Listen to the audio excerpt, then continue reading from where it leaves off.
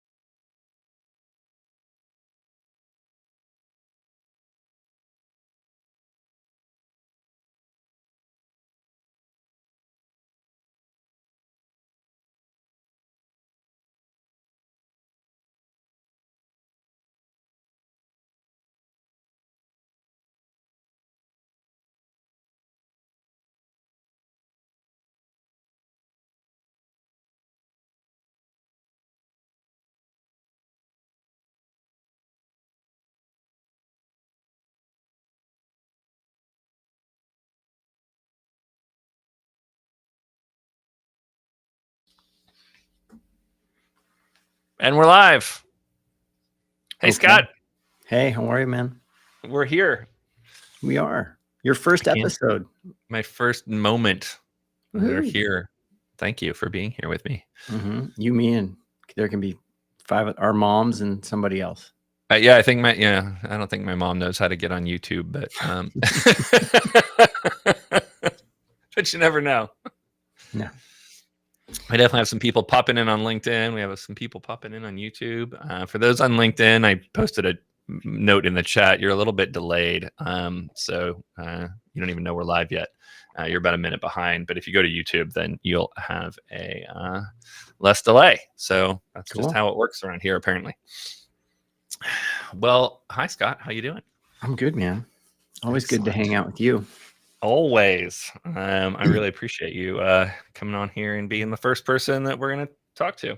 Yeah, man. So, on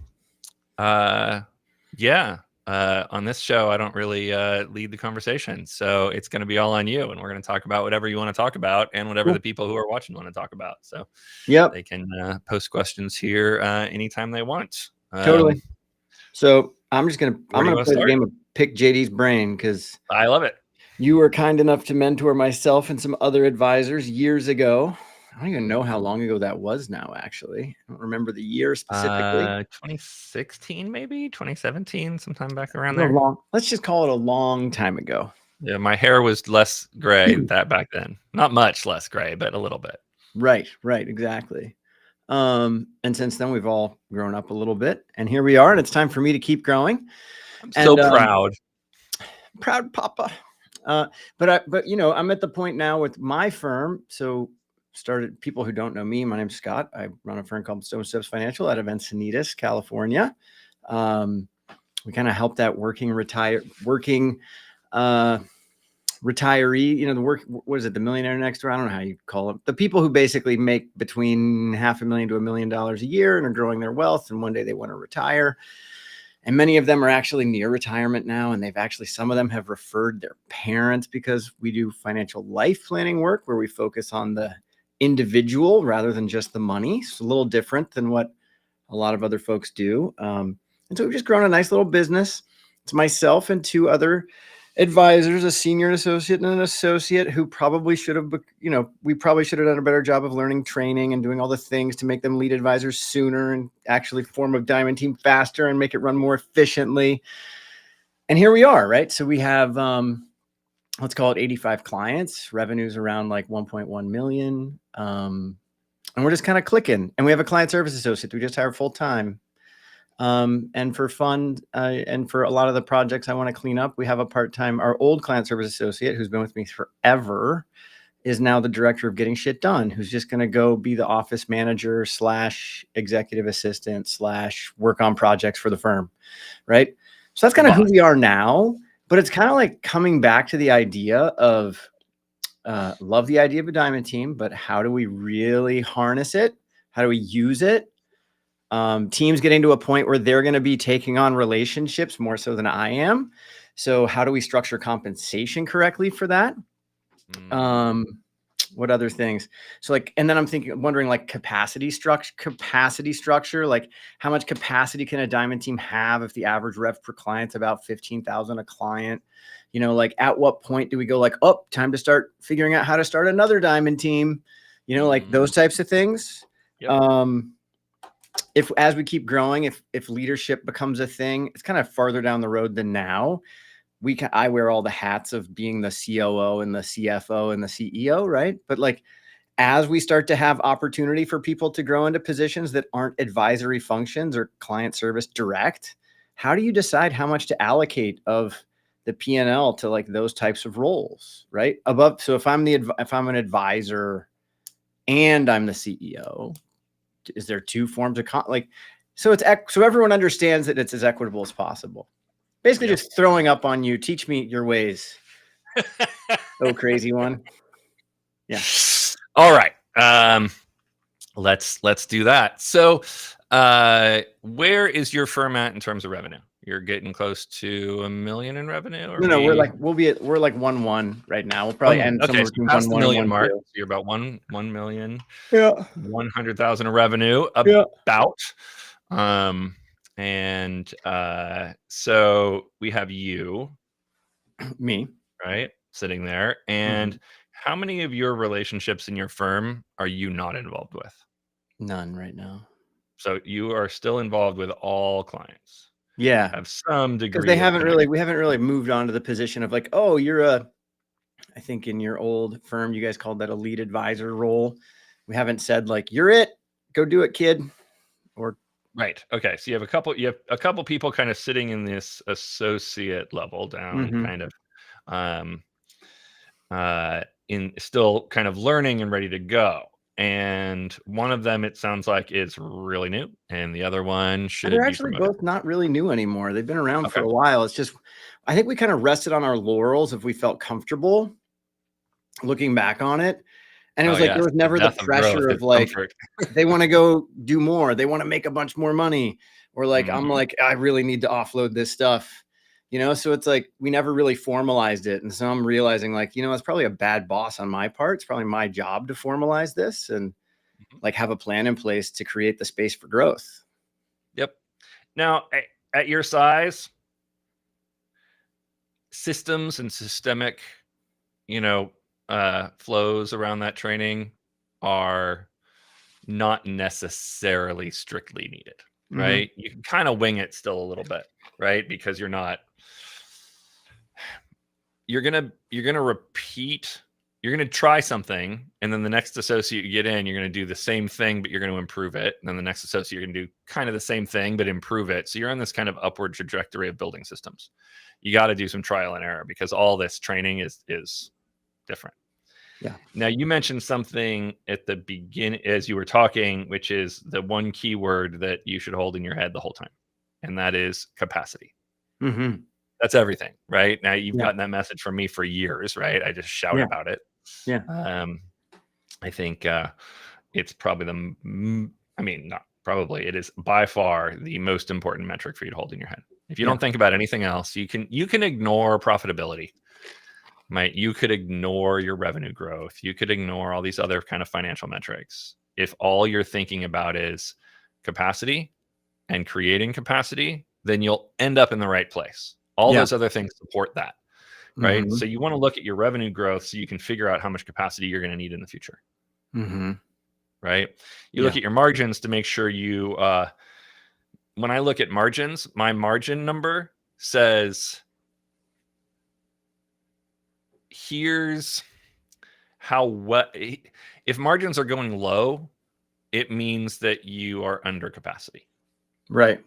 right? If your margins are getting too high above metric, you might be over capacity. Okay. I always knew that I was going to get yelled at when my margins started to get to about 25%, right? Instead of like 22. When you So I say got up you're there. talking net, you're talking Net. like net Yeah, profit, I'm right? talking. Yeah, I mean, it net or kind of your gross margin after all people. Yeah. Either one works fine, Yeah. right? So for me, I had about a target for about 50% of revenue for cost of all people, and I targeted to get to a margin of around 20 to 25%. And we were Okay. growing at about a 20% growth rate. Mhm. And so if I got to a 26% margin, right, my ops staff is yelling at me because it's probably because I don't have enough operations people. Yeah, they're stressed. They get stressed. Now, most firms out in the industry would look at a 25% margin and say that's insanely low, right? Most firms are in that like 30 to 40% because they are focused on profitability. But I was focused on growth. I wanted to grow that 20%. And to do that, I needed to hire enough advisors to be my future capacity. Mhm. And for whatever reason, I was really bad at hiring experienced advisors. I was never really successful at it. Mhm.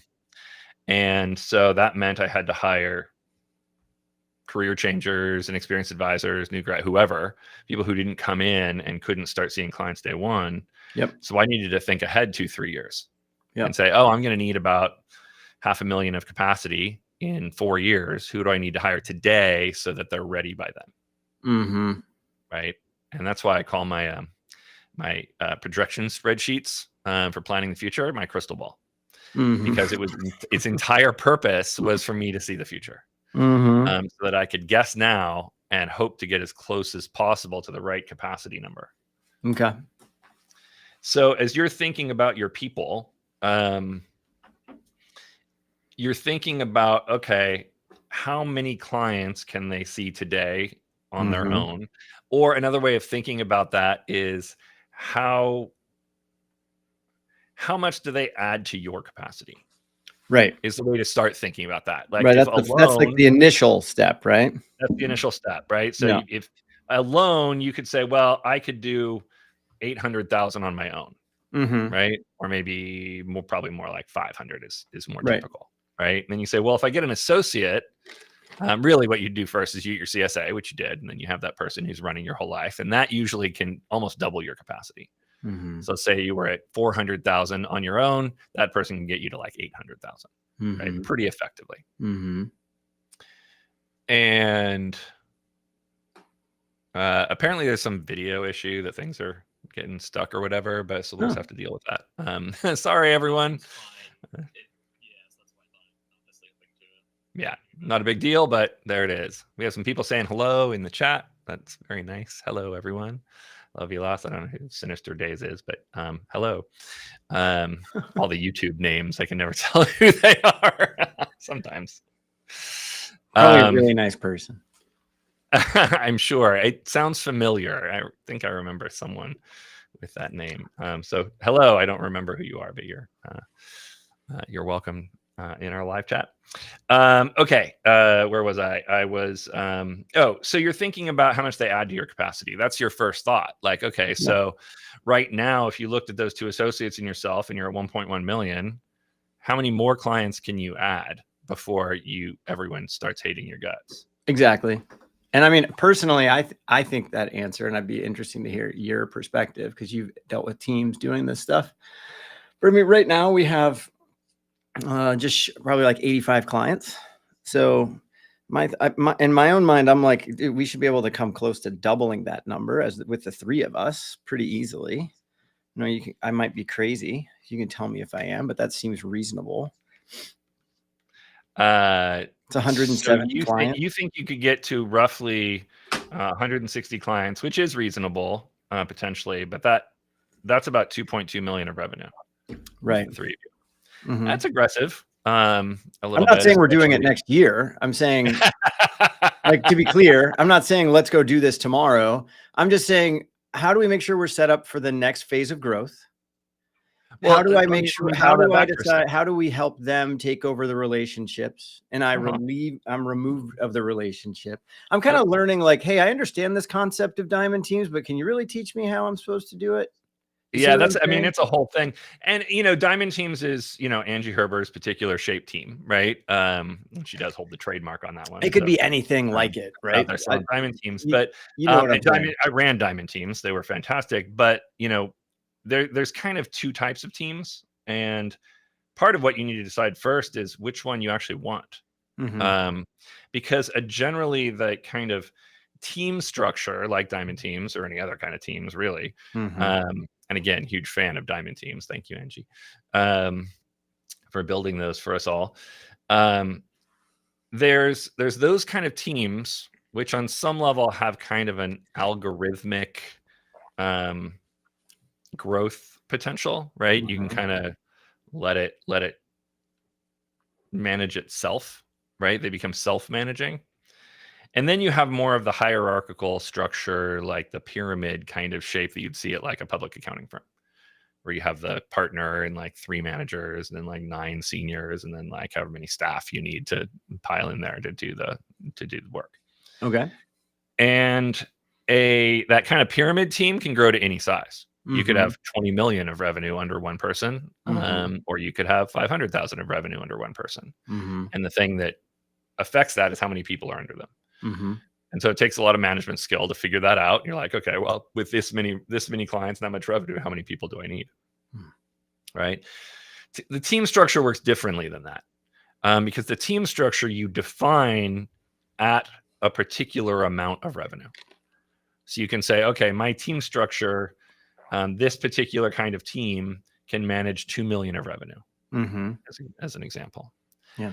And in order to get to 2 million of revenue, to be a mature team as opposed to one that's kind of in development, like yours would be, like you're kind of in Very development. much so in development. Yep, agreed. But at some point that matures and it kind of gels and solidifies. Like that's how much that team can manage. And there's two ways of thinking about that. One, you could just say, okay, on average, we can see our teams do about 2 million, right? At your size, you can usually get to about 1.7, 1.8. As you get bigger and bigger and bigger, it'll grow to get like 2.5, maybe 3. I've had a team do 3.5 million before, right? And I've heard of teams that can do like 4 million if it's a much more limited service model. Dealing with higher end price points, I would imagine.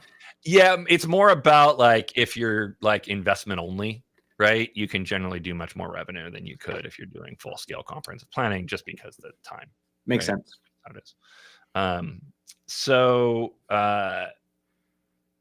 you think about that team as like a widget, right? It's like a factory, right? It can churn out a particular amount of widgets, right? And in this case, it's about 2 million of revenue. Now, I've found that those team structures, if you structure them all the same way, are pretty consistent in the amount of revenue they manage and very inconsistent with the number of clients they manage. So headcount is actually really kind of a bad proxy. Because I had teams that had 40 clients and 2 million of revenue, and firms that had 250 clients with 2 million of revenue. And they were both about the same profitability. Okay. Right. Actually, sometimes the teams with the higher headcount and the smaller clients were a little more profitable because the advisors who were on that team could be less experienced than the advisors on the one with 40 clients who were all super high net worth and needed my most expensive advisors. Right? So it gets back to the compensation on the team. Okay. Yep. So compensation is not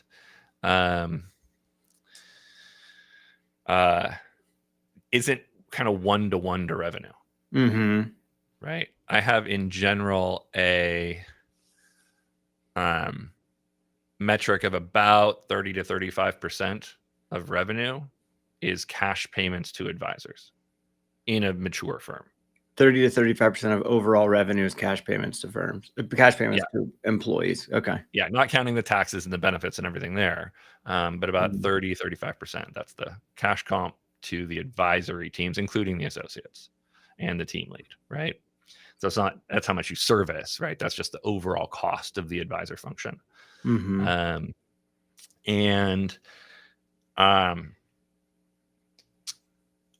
But some of those teams, it's more in the high 30s if you have a really experienced advisor base, or sometimes a little bit less,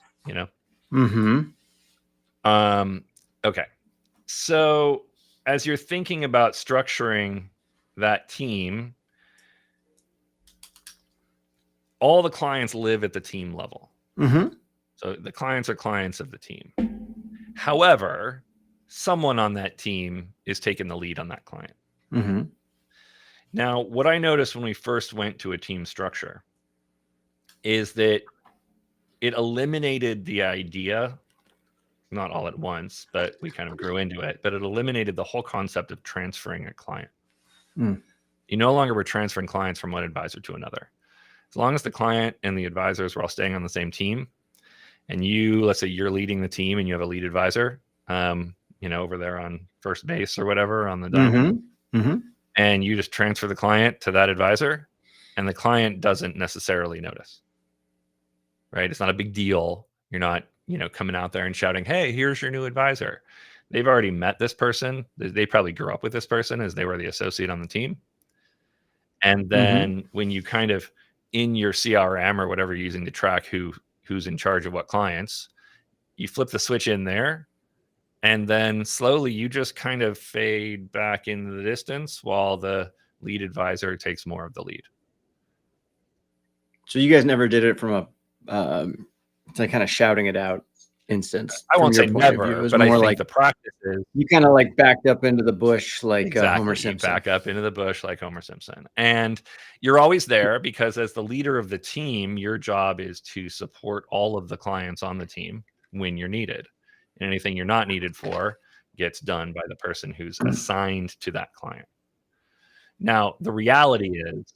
Oh, sorry, say that again. You're still in some of the meetings? Yeah, you're in every meeting that you're required to be in. Anytime someone needs you, Oh, you yeah. join Okay. that meeting for any advisor on your team. Mhm. And that's why, in Mhm. general, when we look at the metrics, the number of clients assigned to the team lead goes down once they start leading the team. Right. So let's say right now you have 85 clients assigned to you, and then you have 2 people that are supporting you on that. At some point, Yeah, I mean, in a sense, what we've done is we split them in half for clients that like they're really in charge of running the data on, and they're in charge of running the yep. data on. And I'm in all the meetings and I'm helping with a lot of the work still, but they're doing a lot of the work Yeah, of already. course they do, right? Because that's how they learn, and that's how you kind of try and squeeze out a little bit of productivity from your associates as you're working on them. And at your phase of your firm, your associates are going to kind of quote unquote be more productive than they will when you have 10 of them.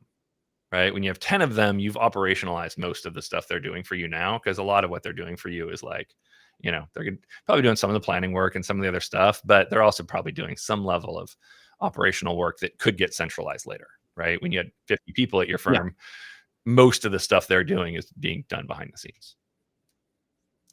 But for now, you've split up and said, okay, you're my associate on these clients, you're my associate on these clients. You're going to do essentially Yes. the same thing when both of them are lead advisors. They're just going to take that list, and those are all now their clients. And they bring some of those. As the team lead, you're going to there's 3 ways that you interact. The first way is not at all, right? There will be clients who at some point who just don't even know you, right? That your associate or Right. your lead advisor brought them in, they're their clients, and you're just kind of there to help your advisor, but you'll never step foot in one of those meetings potentially. The second one, you're kind of second chair, right? And you're brought in. The client, it's usually the case when the client used to be yours, and now you've stepped back, and this other person is doing the day to day, and they're coming in and doing all the talking in the meetings. But you're showing up at least the first 15 minutes of the meeting just to check in, make sure everything's all good. Or when the advisor comes to you and says, yo, you need to come join us. Right. They just sold their business, they need your and there's help. $5 million of new proceeds from their sale, but you should probably join.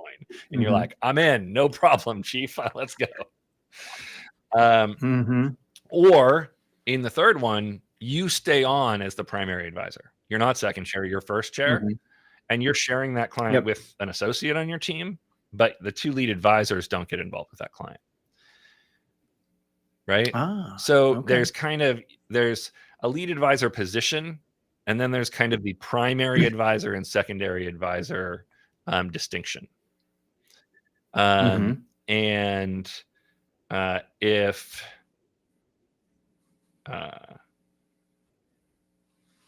if someone's a primary advisor on the client, they're responsible for making sure the work gets done. Right. And so if you had 200 clients on your team, you might have like 80 on one lead advisor, 80 on the other lead advisor, but 40 are still yours. And you might spend 20 to 50% of your time just in regular old client service, not helping other advisors, not being a team lead, not managing, but actually just kind of owning those relationships. That's typical for the leader. Making sure stuff gets done. Yeah, or just you're the advisor, right? There's no one else really involved other than the associate. And if you're on the diamond team model, there's 2 lead advisors on either side. They have their own clients, and they're not sharing clients. They're not sharing your clients. You might share their clients anymore, right? So they have clients that you're second chair on, but it's rare for them to be second chair on your clients. They have other things to do, right? Okay, so you kind of have your own little stable. And you could probably, if you look at your 85 clients right now, you could probably make a list of 10 or 15 that you're like, nah, those are mine. Like, there's no way I'm going to pass them off. They're my besties, right? I don't know any advisors who aren't like that.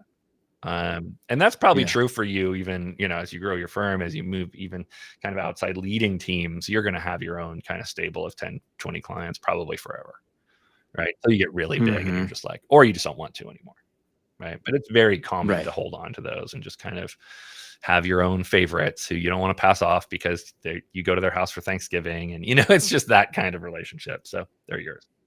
So you kind of hold on to those. I get it. Now, the key here is, as you think about your training, you mentioned that your associates are getting a bunch of work done and are productive. That's the death of their learning. Well, they're in meetings. They're running sections of meetings now. That's good. Where I'm just kind of sitting back, and they're actually doing more and more of it as we go into the fall with the tax planning and projections, and we're rolling out, just about to start rolling out the UMA SMA from Dimensional. So they're going to be handling a lot of that with the clients as well. So it's like, I'm just trying to empower them to be the advisor. And I'm just kind of second chairing it. Amazing. A lot. At least that's what I'm attempting to do. One of them pointed out, because we used Jump, that in the most recent chat, I spoke way more than they did. And I said, I'm sorry. That's your learning to do. But the reason I bring that up is it's something for right now. Everything you're doing is unavoidably what you have to do, right? You have 4 people in your firm. There's going to be a degree of everybody's pitching in to get the work done, right? But you need to hold in your head, like, anything that they are doing that they already know how to do slows down their learning. Yeah, because they're not learning. And anything that they're learning, someone else could do faster than them. Right? And so when we start thinking about productivity for associates, that's why I say productivity is the death of learning. Because if you're relying on them to get work done, that means that they already know how to get it done. Because otherwise you wouldn't rely on them. You'd be like watching them like a hawk, and it doesn't save you time. Now, again, unavoidable that you have to do it now because you only have 4 people, right? But if you had 40 people, you can imagine this, structure where all the real work is being done by people who are trained to do it, and your associates are doing work, but they're doing the work that gets them further in their career, so that as soon as they know how to do something, you stop having them do it and have them do something else that they don't know how to do. Yeah, it's all about teaching. Because that's what builds capacity. So how do I get over this hurdle that I'm currently getting to go through? The first one's a little uncomfortable. You mentioned one of your associates is basically ready to be a lead advisor and should have graduated already. I didn't say should have graduated already, but I said you should have graduated already, right? Cool. Yeah.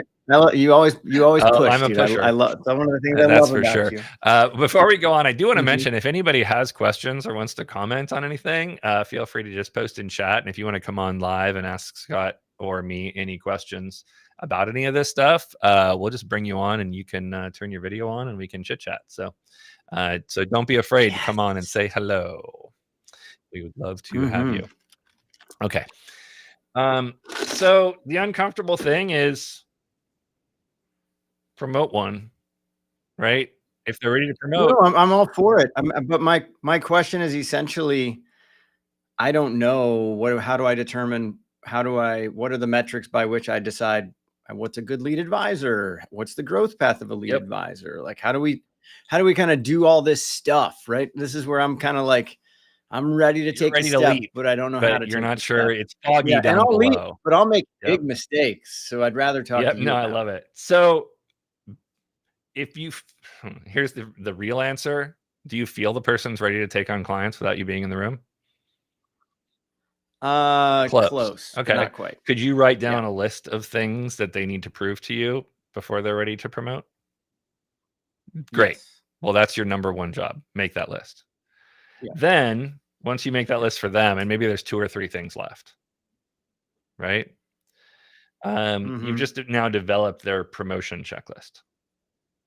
Okay. Sure. No, I'm with you. So then the next step is to go back to that person who's much newer and then do that same exercise, which is way harder, right? Because it's easy to say, oh, here are the 3 things you need to do. It's much harder to say these are the 20 things you need to do. Then it's even harder to say, here are the theoretical 20 things that someone needs to do, right? So I'm a big fan of what I think of as checklist-based promotion for professionals. Cool. This doesn't work for everyone in your operations group, right? You can't create the checklist for your accountant to become an accountant level 2. It's not, or even like your bookkeeper. Right. It's not your like accountant. So this is for advisors. You can also do this with your client service associates, right? But that you probably just want to wait on because it's you don't have one. We also have a new Rockstar client service associate. So mostly they'll build their own career path. Once you get to like 4 or 5 client service associates, you can start thinking about their career path. In the meantime, just treat them great, and then you're generally fine. But so for your associates, it's about building in a series of checklists. I prefer them to be 1 year on average. So you put on one checklist, here's all the things you need to do in order to get to the next level in a year. When they finish the checklist, they promote, and then they get a raise, and then they get a new checklist to get to the next level. Most people start by doing this for the associates, but you would also end up doing this for your lead advisors as well.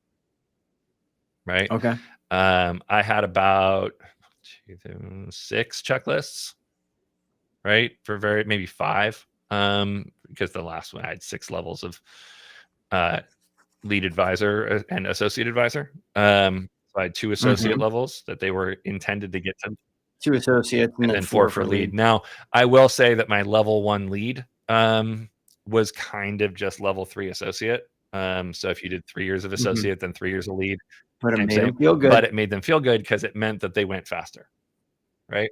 You know what I mean? Like that was it. All I did, we just changed the name, and they're like, ooh. And I was able to do that because we had much smaller clients on average at the low end. And so it's easier to give an advisor with 2 years experience a much less complex client who just basically has fairly simple needs. And I had a bunch of those to give them. And it's harder to say someone with 2 years experience, you're going to give them a $2 million client with complicated stock options, right? That's just not as reasonable. So the higher your minimum, the longer it's going to take you to teach your advisors. Yeah, ours now is like 10,000. So it's probably more like the a 3-year process than a 2-year realistically. The average is like 12. Yeah. Or another way, your lead advisor level 1, if you did it my way, your lead advisor level 1 still needs a lot of supervision. Right. Just because it's riskier. Okay, but if I'm hearing you all the way through, because I just want to make sure I'm understanding this. Associate advisor's job is to learn. If they're being productive, they're not learning. Once they get to become a lead advisor, they're taking on clients. I'm their second chair for some of their clients, but they have nothing to do with my clients that I'm first chair. Once they've transitioned to whoever your new associate is. Right? Because I mean, look, that first 6 months or whatever, as when an associate graduates, they're also typically then teaching the new associate that you just hired to replace them on the team. Right? So that first 6 months, they're still kind of joining meetings when the associate's not ready to, especially if you haven't if you can get the associate in 3 to 6 months before your other associate graduates, it's smoother. But that's just not always the case, right? So that first year is a transition. They're still acting as associate on a lot of clients of yours. They're sharing them a little bit with you still, even though they're technically there. Yeah, I'm seeing that as being messy right away because that's the way we do it here right now. And it's like, okay, I got to go. I think it would actually kind of be disruptive for some of the top 10, 15% of clients, 20% of clients for them to not be participating because they've been doing so much productive work in that role, sometimes to deeper levels. That's the problem. That's one of the things you get into. So ideally what happens is as soon as your one associate graduates to lead, all the clients that your more senior associate was helping you with gets transferred down to your more junior associate. And so that means your associate is now helping you on your clients and your lead advisor on their clients. And that sounds like a lot of work for the associate. I recognize. You're right. Yes. Your associates should work harder than everybody else, right? In general, that's just the case, right? Look, they're here to learn. I totally get what you're saying. The more they do, the more they push, the more they work, the faster they learn, because the amount that they have to learn is so much that they should be maximizing the amount of learning they can do, which means they're working harder than everybody else. Yeah, and it's just all about the reps. It's all about the reps. The number of reps Yep. that they have is how they learn. And so you overwhelm them, and And then that's it's fine. And yeah. then you kind of not push them till they break, but push them till they're like, okay, I'm running as fast as I can. You're like, great, here's some water. You know what I mean? Keep going, right? Because the faster they can Yeah. get there, the faster they get to the point where they're making real money, the faster they get to the point where they're really being productive, meaning they're creating capacity for you, and the better their life gets, right? Lead advisors have a pretty chill Yep. job, right? It's not that hard. I mean, I'm not saying it's not hard, but compared to an associate, it's not even close, because they're doing things they know how to do, right? They're honing their craft. They've already learned how to do it. They're just getting better. It's something they already know how to do. And that's the lead advisor experience. You're getting better every day, but you're not really diving into new stuff, which is why you see a lot of lead advisors start collecting certifications, because they spent 2-3 years just learning hard. They get done with that and they're still in learning mode. And so they start like, oh, well, maybe I'll do this thing. And to feed that itch. I would tell all my associates, like, take 6 months off. Don't learn anything. Don't try for certifications. Don't sign up for your MBA. Don't do anything. Just chill for 6 months. And then generally they'd come back and they're like, yeah, no, I don't need that certification. This is hard enough work, right? I'd go in to find clients, and this is, because it's emotionally heavy work, right? And if they're doing it right, they're drained, right? They get done with the client meeting. It's like, I just gave that person my soul. So that's how. So, and then the other thing about the teams, then obviously teams do make it so transitioning from one person to another is not overly difficult, as you pointed out.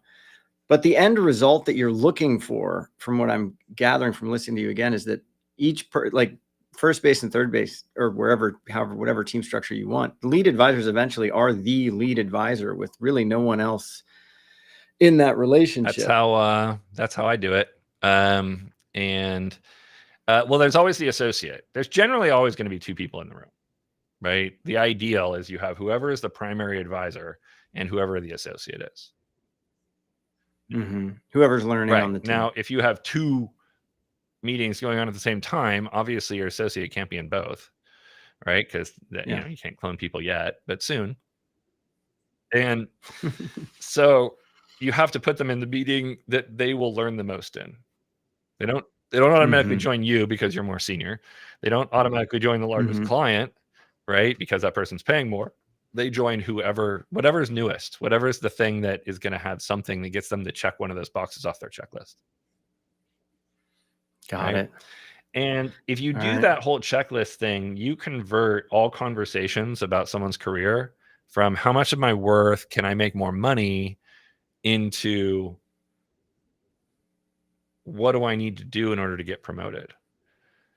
Now, asking you for more money is a value question. How much do you think I'm worth? And if you say no, you're saying you're not worth what you think you're worth.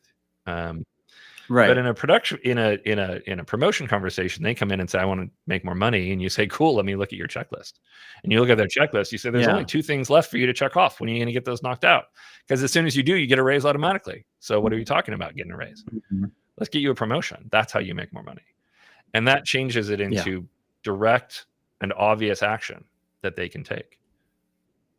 And that's coachable, but it's hard to coach you want more money and I don't want to pay you more money. That's not a productive conversation.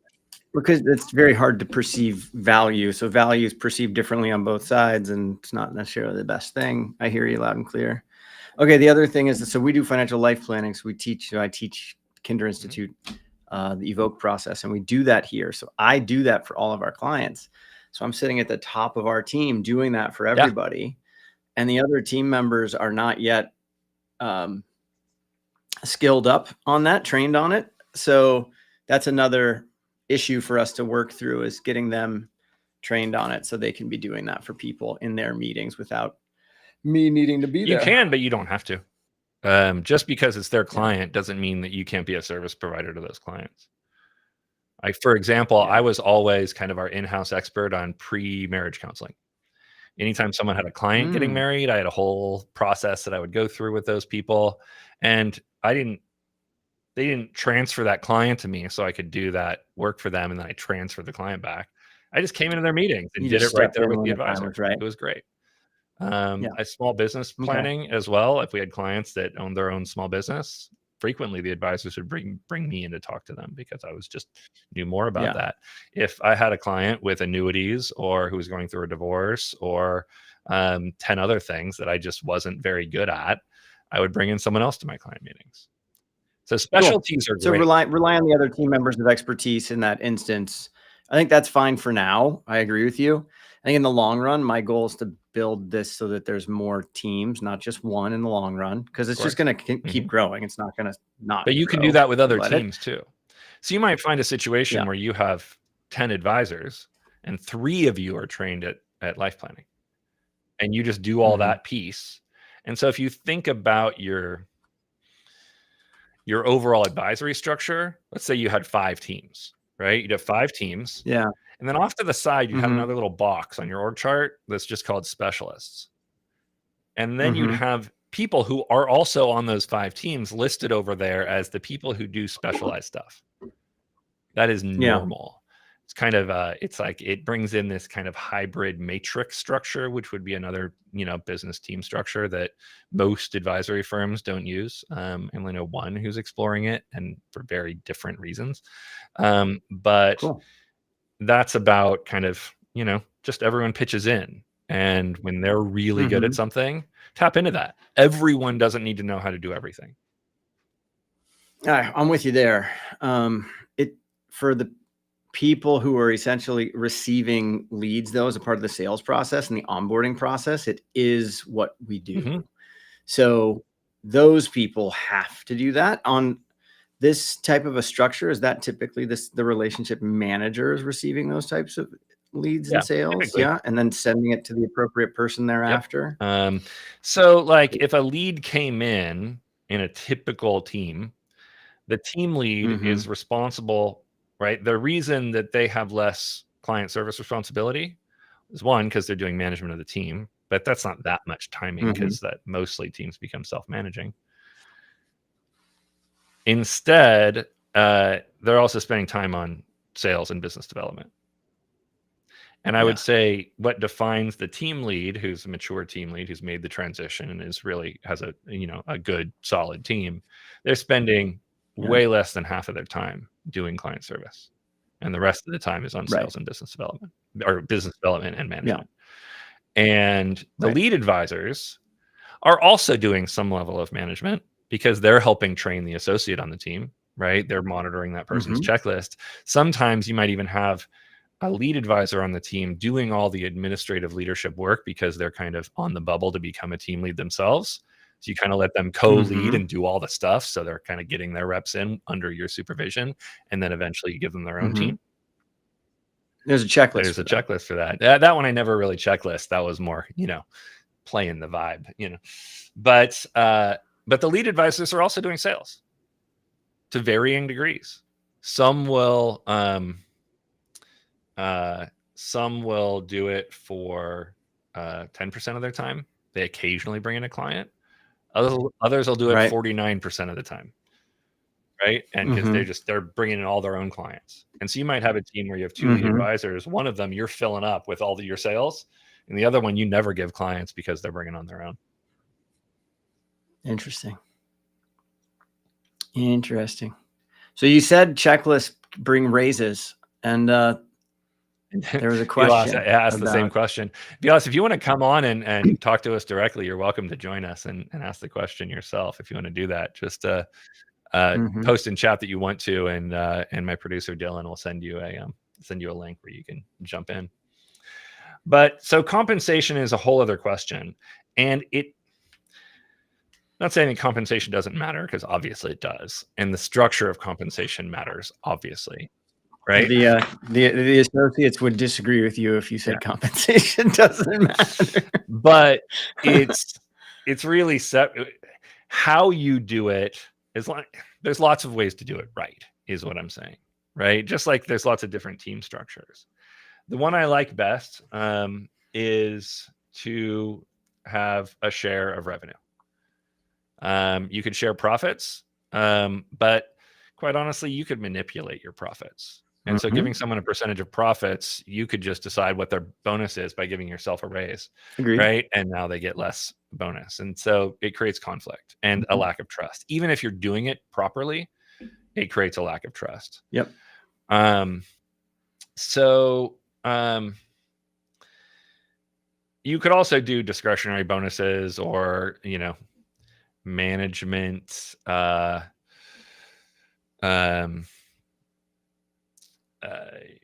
kind of management by objective bonuses, like, hey, if we get the CRM done by 12/31, you'll make $5,000 or whatever. Right. We're getting some questions in. This is exciting.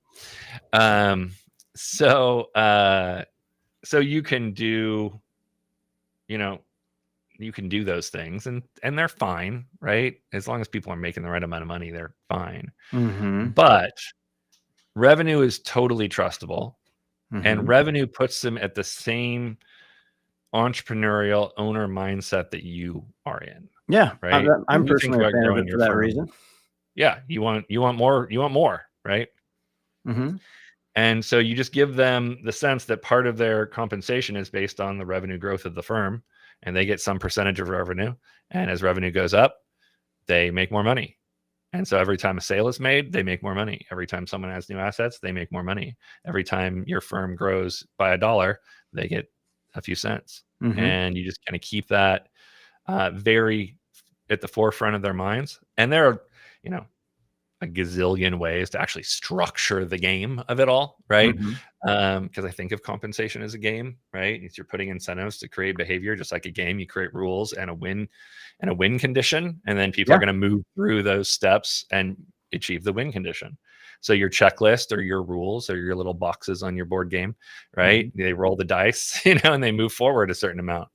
And you're there to make sure they're not cheating, right? You're following the rules. You're signing off on the checklist items. They're not doing it themselves. They need to get approval, right? And then they play that game. And if every time the firm makes another dollar, they get rewarded, they start thinking in terms of these little drip bonuses as Mhm. opposed to something else.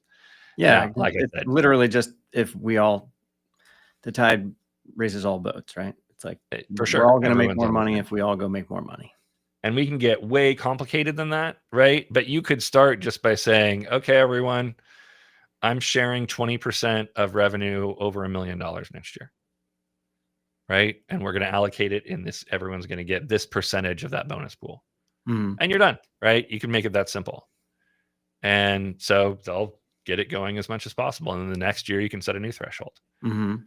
Eventually, you probably get rid of thresholds and you say, okay, you make a certain amount of percentage of total revenue, and you might lower their base a little bit in order to make that happen. Right? Yeah. Okay. So associates and whatnot, I'm assuming are not a part of this. These are like here to learn. They're getting a salary. Varies, right? Is And I would say uh, the way it varies is some people limit it to certain classes of employees. I didn't. I made it for all employees cool. except But for the your first percentage of year. who was sharing was probably different based on the Oh, class the of the amount you employee. get? Oh, yeah, everyone gets an unequal share, Okay. right? Or you can think of it like divided in equal shares and then share those shares out. Weird, weirdly, this is exactly how pirates would compensate, right? So, like on a pirate ship, the way compensation worked is that you would take everything you earn, divide it into a number of shares, and then everyone got a certain number of shares. So the captain might get 100 shares, and the first mate gets 50 shares, and the bosun gets 10 shares, and your average crew member gets 1 share. Wow. You do it. That's exactly what I'm recommending is do the pirate ship method. Very cool. Right. Okay. We have a few questions from the audience, and I think Vilas is going to join he's going to click on a link and he's going to come on and say hi to us and chat so we can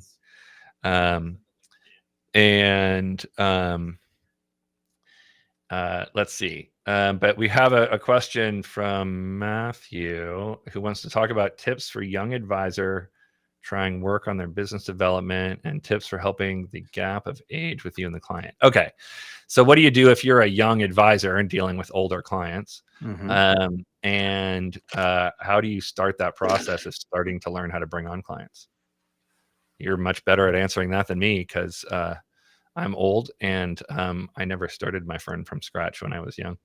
Well, yeah. I mean, the thing that I would actually get to is stop focusing on your age and start focusing on the skill sets that you have to help them. And then just go be curious and go ask them questions about what they're trying to get help with, and then help them. And inevitably you will get clients. People want other people to help them solve problems that they can't solve themselves, right? Like, no one actually wants to go buy a drill bit. They want to hang something on the wall.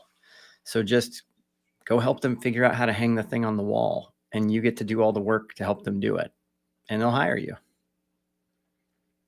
I mean, I think when you're young, having a CFP helps show there's credibility.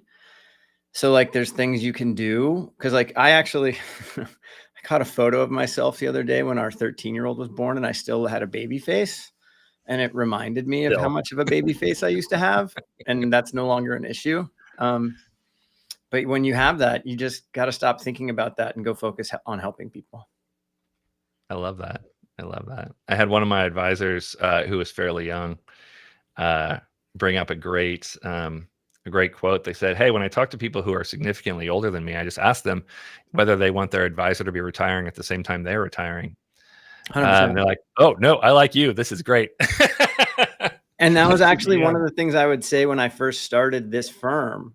I would be like, I want to work with clients who will be with us now through the end of their life when we pass on everything to the next generation. I'm not going anywhere. I love it. Like, that's reassuring. A little cryptic, but reassuring. All right, Matthew, thank you for that question. That brought up a good little piece. Vilas, welcome, my friend. Hey, how are you? I'm glad. Well. Thanks for having me. Scott and Vilas, have you met before? No, nice to meet you. There you go. We have not. Nice to meet you, Scott. I'm enjoying hearing how you're going through this thought process of growing your firm. I had conversations with another advisor who owns his own firm, and it's been struggling through the same kind of concepts and thoughts, and just couldn't get there. Couldn't get to a point where they could think through how to add one more person economically in a way that if they didn't do a lot of BD, how would they do it? And JD's point of it's not going to add revenue off the top, right? It's going to be a long-term play. And the conversations ended up fizzling a little bit because of the fact that he couldn't get past how much revenue it would take, right? Before we broke even, and how much would it take before it was, from my compensation standpoint, would be a break-even standpoint. And he was so new to it that he was looking for kind of the answers and not necessarily kind of like the thought process that you two are both talking about. It was very interesting. Yeah. It's when people talk about reinvesting in their business, the only thing I hear is hiring associates. That training time, that 2 years it takes I was talking about, when I talk about reinvesting, that period of time, the associate years, that's your reinvestment. It's not technology. It's not your office. It's not any of that stuff. If you're reinvesting in your business, it means you're hiring people who aren't yet ready to serve clients, and you're training them so that they are ready to serve clients. And if you start doing the math on your reinvestment, if you can accelerate the training from day one to can have their own client without you involved, that time period is your reinvestment period. If you can shorten that by a third, you've cut your reinvestment dollars for the same result by 1/3. And so it's much cheaper and easier to get those people involved. And so by far, number one, if anyone out there who's listening now or later, if you want your firm to be more profitable, cut your training time. That will make you more profitable overall, over the long term, more than anything else. Yeah, and I think I added this earlier, but as I was hearing you say that they're doing their work, and I give a little background on myself. I'm new CFP, career changer, been in the industry for 15 years, right? Back of the office type stuff. I was really good at getting stuff done, but never in front of clients, right? And there's a learning curve to being in front of clients. And so as I got my CFP, now I'm like searching for that associate role where I can get in front of clients, but also be hungry to go do the business development side. And I think that's how, to JD's point, that's how you shorten it, is you teach them how to BD in addition to being competent in being an advisor and confident in being able to talk through the talk, right? But that's how you shorten your time, I believe. But at least I'd like to think that would be the case. Mm-hmm. It's interesting, the advisors that are so focused on finding associates and lead advisors for their team who know how to do BD. Like they don't already know how to do BD, right? You built the whole business. You already know how to sell. Why are you trying to get more people who know how to do that? And I think it's just fear is they won't grow fast. I think the underlying fear for them is they won't grow fast. And it's actually not what I'm worried about at all, because I want to spin back up some marketing that I wasn't kind of not doing a lot with.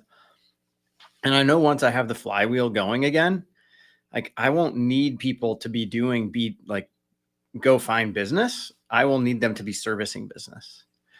So to me, this is about how do we structure a team in a manner that allows people to learn quickly and to be great advisors and to be service advisors, and make sure that I understand that I'm doing, kind of have everything set up correctly so that they're getting compensated appropriately. And, I understand the projections that I have on my crystal ball sheet that I need to go redo, to understand like how often are we hiring and why, and kind of have all that stuff. And then have the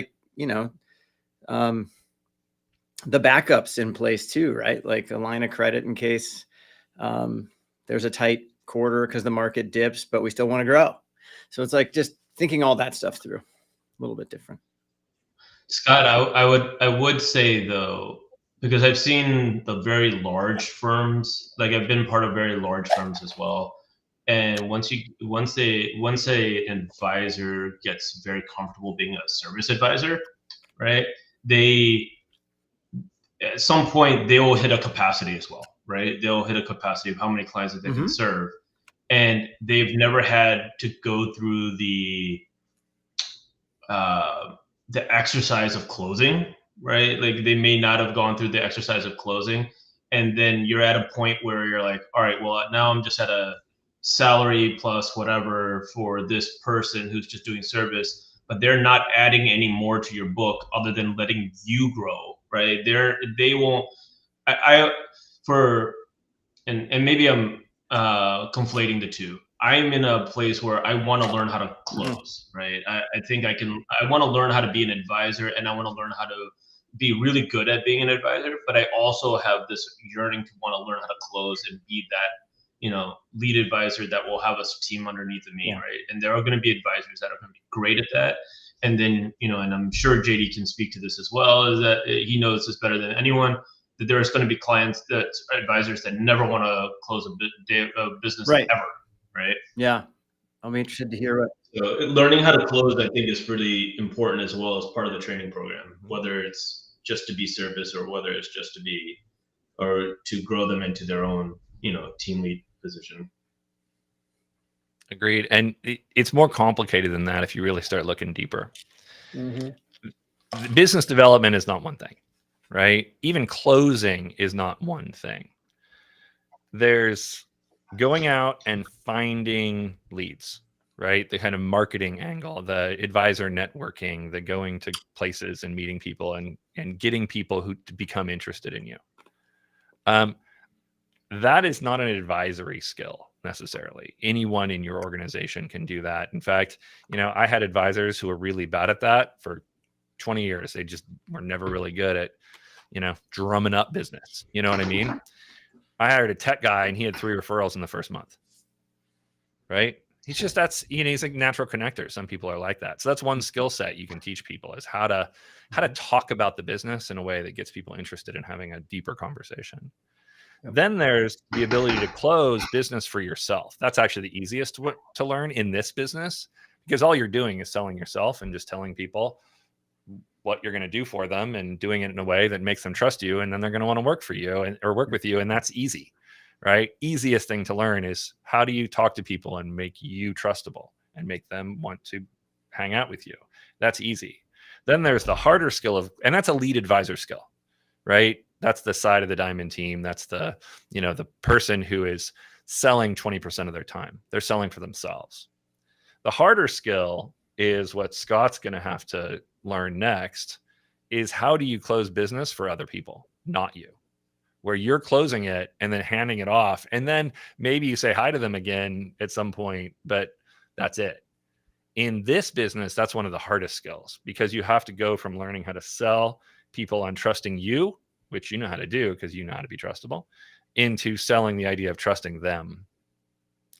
And learning to be able to transfer that trust is challenging. And some people will never get there, which is why my metrics were about 1 in 4 lead advisors should be team leaders who can focus on business development. And the other 3 should be senior lead advisors who just maximize their client service and continue to be a profit engine, right? So as you think about your activities, you're either driving revenue or you're driving profits. And most lead advisors are driving profits and most team leads are driving revenue. And that's appropriate and fine, right? That's an okay place to be on your career. You don't need to learn all 3 skills. And you teach all 3 skills to everyone in your organization, not just the advisors.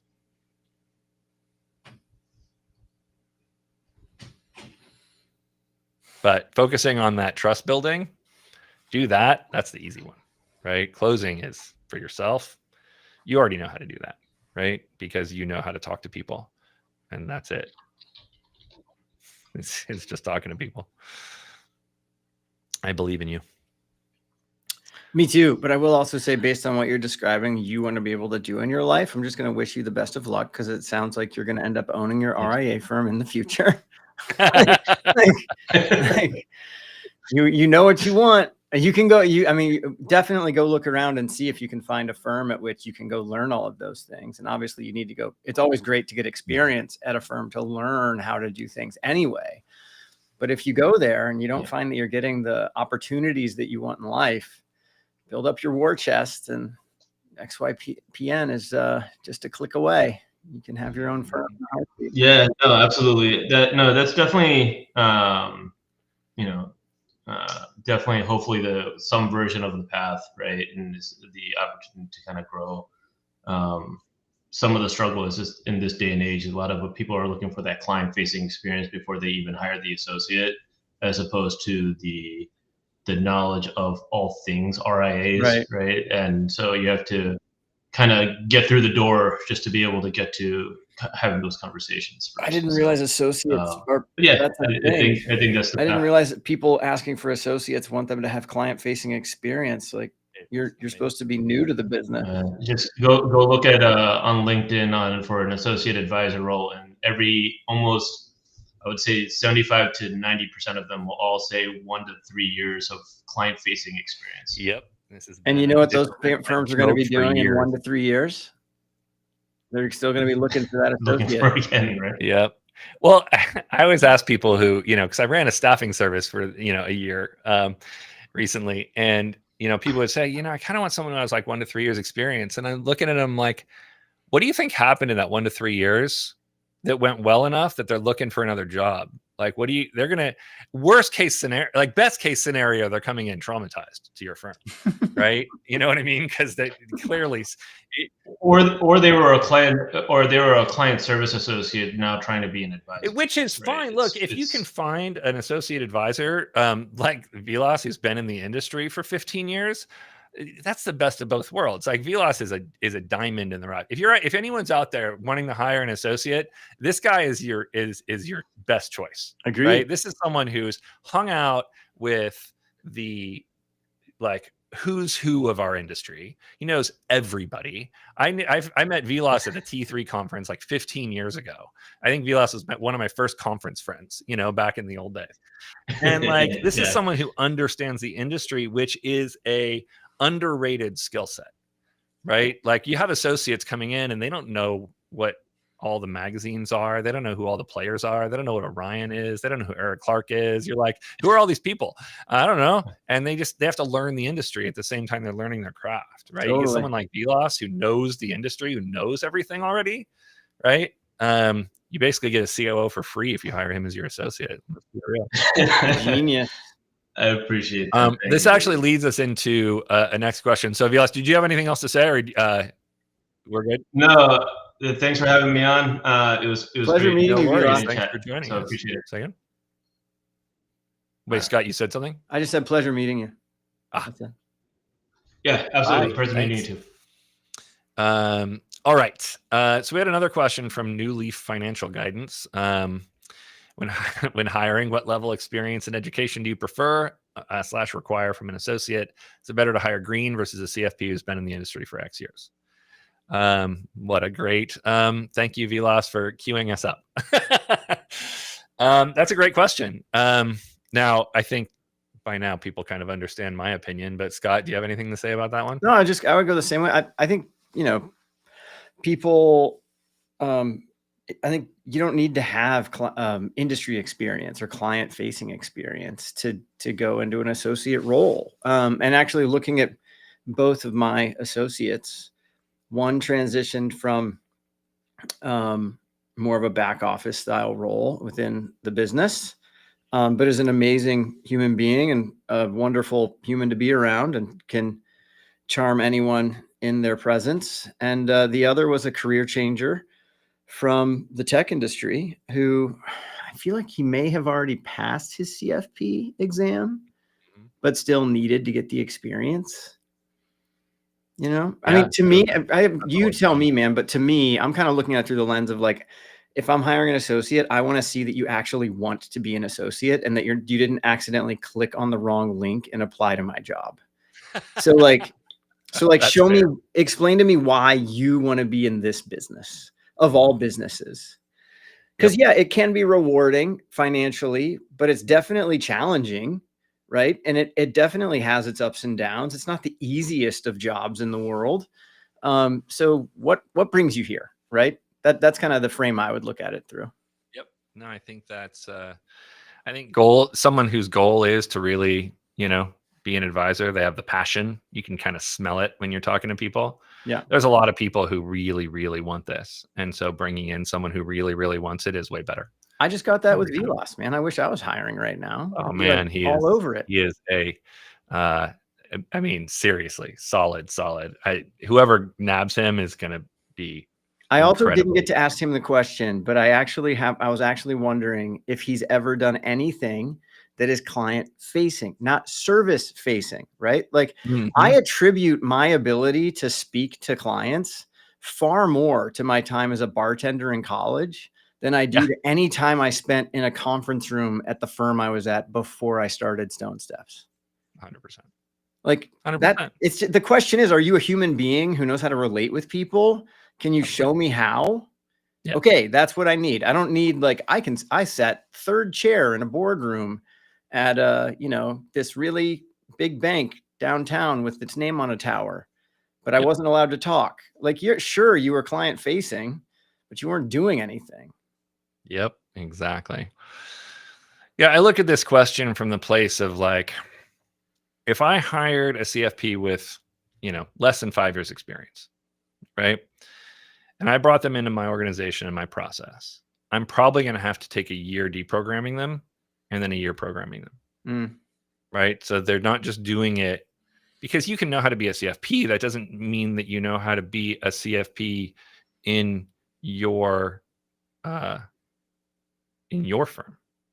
right? Because every firm I know does it differently, right? They have different process, they have different flow, they have different things that they think are important, right? And I could, in the same period of time, hire someone who's a career changer from being a high school teacher, and in the same 2 years, get them to the same place. Yeah. Right. They may have a higher advisor intelligence, even if they have less technical expertise. Because at the end of the day, I don't find the technical part of planning to be the most valuable. Well, and I think, we shall see. Like, you haven't seen yet I saw one company that's starting to try to play with this idea of like creating a true data lake for all data for a client to sit in for AI with some applications that we pay attention to, with some guardrails going in and starting to do a lot of the technical work. And it's coming back with really good answers really fast. And you're kind of looking at it like, okay, I know how much time it would have taken my associate to do that work. That's right. And so it's like, now we have time for better conversations with clients. Like it's, at least it feels to me like it's going that way. So to your point, where I go with that is people having emotional connection and emotional ability and communicative ability probably matters to me more than technical ability. 100%. I had one technical test that was more telling than any other test. So when I was hiring, we tried a bunch of different tests, of ways to like predict if an associate would be a good advisor.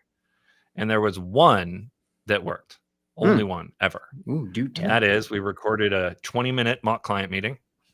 We put in a bunch of little Easter eggs into that meeting, into that recording of like things that we wanted to see them pick up on. And then we sent that video to the candidates and said, take notes and write a follow-up email. Send us your notes, send us your follow-up email.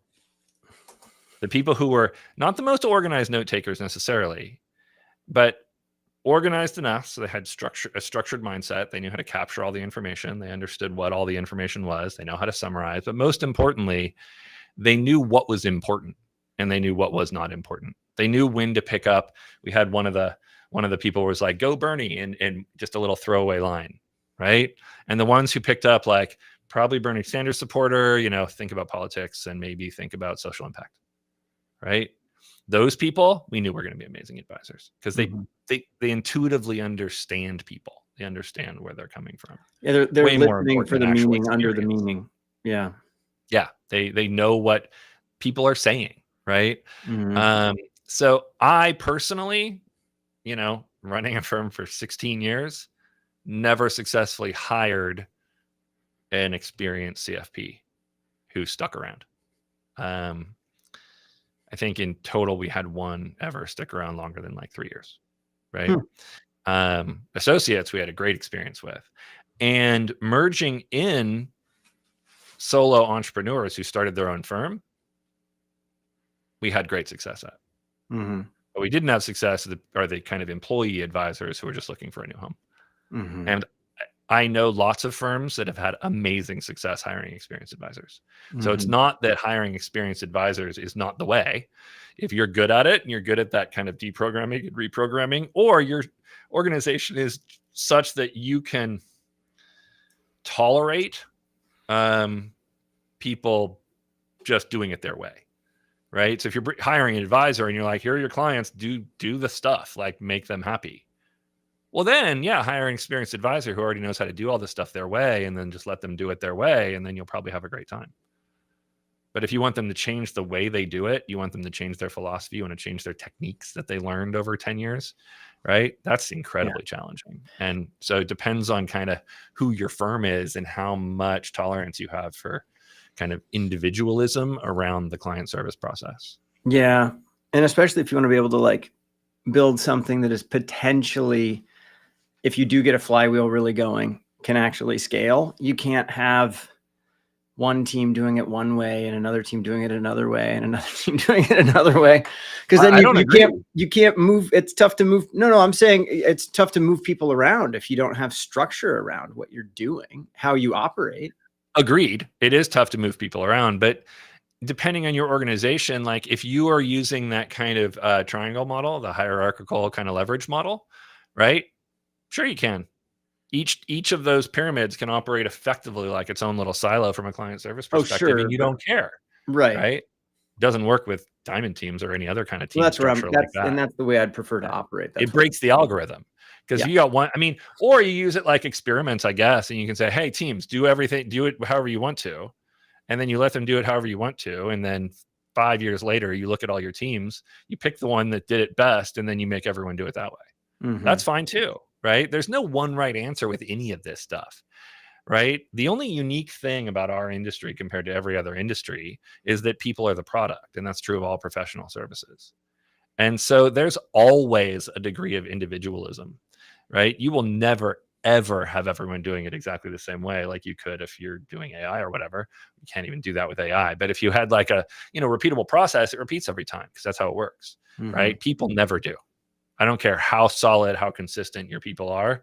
They can't even do the same 2 meetings in one day the same, let alone like anything else, right? Yeah. That's the whole point. It's the beauty of what we bring as advisors compared to like people just going and doing it themselves using AI tools, or, and again, not AI because that's probabilistic, but like using technical tools, going to a robo advisor, doing whatever it is. Yeah. Right. They come to us because they want us to do it differently for them compared to someone else.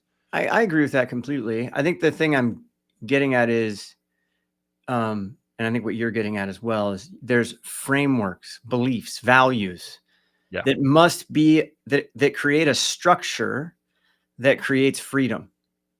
And without that, it's just chaos. Yep. So I think my answer to got New Leaf over here is the more consistent you want your client service to be across advisors, the more you should hire inexperienced advisors. The more you're just kind of a platform and you're letting advisors be on your platform and you're serving them by doing operational stuff for them, but mostly letting them kind of drive the client service and drive their model, the more you can hire experienced advisors. That would be my guess as to like how to break that down. Like if you want someone to do it your way, find someone who's never done it before, because then you can teach them your way and they won't have any opinions about how it should be done, right? Because the times when I argued with advisors most is when I wanted to do it, when I wanted them to do it my way. And they're like, but I already know how to do it. I'm like, but yeah, I want you to do it like this. And they're like, but I don't want to do it like that. I want to do it the way I already know how to do it because that's way easier. And I totally get that because I also, when I'm in that situation, they're like, hey, JD, we want you to do it like this. And I'm like, nah. Like, but this is the rules. You have to follow the rules like this. And I'm like, nah. Like, but you have to. And I'm like, nah. And so it doesn't really work. And I'm the worst offender of all. Like if you put a list of 100 people and who's the worst one, I'm the worst one.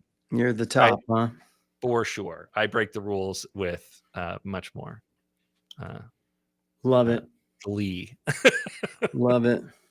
Take pride in it as much as sad as that sounds. Who is your? I apologize, but I'm blanking on your friend's name that joined us for a moment. Oh, Vilas. Vilas, thank you. He just pointed out that in technology, his staff were his clients, and in trading, his advisors were his clients. So as far as I'm concerned, Vilas, when someone says if you've been in a client-facing role, just check that box and go speak to the fact that you had clients when you were doing trading, other advisors for years. Yep. Agreed. There's a few people who I think make some of the best career changers. Like if you want to go out and find inexperienced advisors who are career changers, here are the people that I think move the fastest. Teachers, especially like middle school and high school teachers, even school administrators. They already know how to do the taboo hard conversations, right? Because they have to tell people their kids are failing, which is way harder than telling them that their financial plan is failing. So teachers are fantastic. If you hire a teacher, it's also super easy because teachers aren't making, very much money. And so no matter your starting salary still looks great.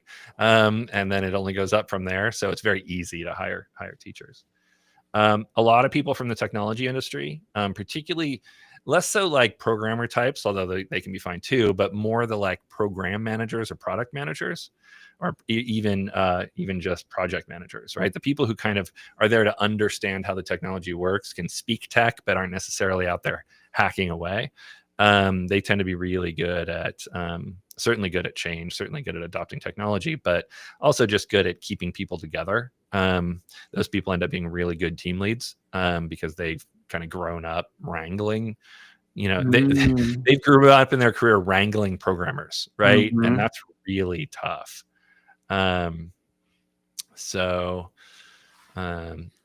everyone. I know our video is freezing up every now and again, but it's sorry about that. You mentioned a couple of times, hopefully the teams are self-managing. Yeah. Yeah, So self-management I just want teams to with understand people. your management style then. And Yeah, because I my have my management own. style. Yeah. Like it sounds like you're kind of getting at something. Like you've kind of gotten at a couple of things today. Like people don't manage, like say, I want more money. You go like, cool, let's show you how to get promoted to the next level. Mhm. Right. Clearly I have to do a lot more work on what is the next level, defining the next level, and what are the comp structures of the next levels to make sure that that all works within the confines of my business. But in a sense, I'm kind of in what I'm hearing you say. I'm hearing you say is basically like, no, people manage themselves to the expectations of what they want to do. But I'm just Yeah, I curious if mean, I'm hearing that right. kind of. That's the organizational structure that I try and create because I don't really like managing people. Yeah, same. And because I just want everyone to be a grown up. You know what I mean? And Mhm. depending on your organization, that is more or less possible. And I try and create organizations where what people need to do is clear. Yeah. And so the only time you need to manage people is if they're getting off track.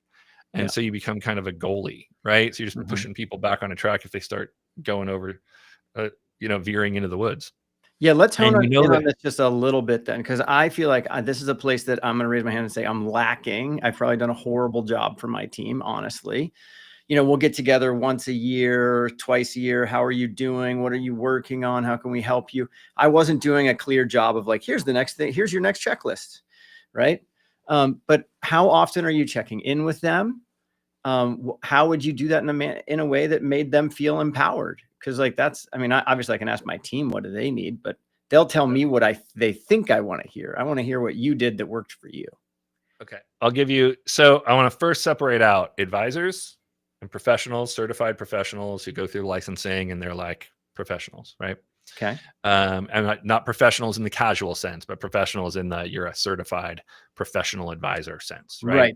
You have those people, the revenue generators on one side of your business, and then you have your operational staff, your client service people on the other side of the business, right? For a minute, I'm going to limit my comments to the advisor side of the business, Okay. right? Fair enough. Because you do have to treat them a little bit differently, right? So on the advisor side of the business, I don't believe in one-on-ones as a means of management at all for really anyone. And I don't believe in private criticism or not criticism, but private feedback for the people who are kind of under you in the organization. You know what I mean?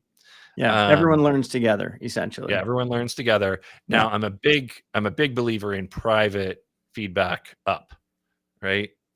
Like, don't yell at your boss in public, but it's okay to give feedback to your staff in public, Yeah, because especially for advice. one can kind of is the idea that one can be challenging authority / ruffling the company as a whole Well, they versus have power over you, right? And yeah, so just be smart and be nice to those people. yeah, Give them the feedback in private because it yeah. just creates and it just creates kind of weird dynamics when the leader is getting criticized in public. You know what I Mhm. mean? Because then everyone's like, "Oh, I should probably," it's like just it confuses people, right? That's what I was getting at, but couldn't find the words. Yep. Yeah. So one-on-ones, I believe, are driven by the people under, not the people on top. You're not ever calling a one-on-one with someone who you're working for unless it's bad, in which case, I mean, look, sometimes you need to do private one-on-ones, but usually you don't want to be called into the office. That's getting called to the principal's office, right? Mhm. In my way, right? Now, again, a lot of people don't like my management style, also to be clear. So, like, I'm not necessarily the person you emulate, This is right? But simply I can one only tell person's you what I management style. I'm with you. right.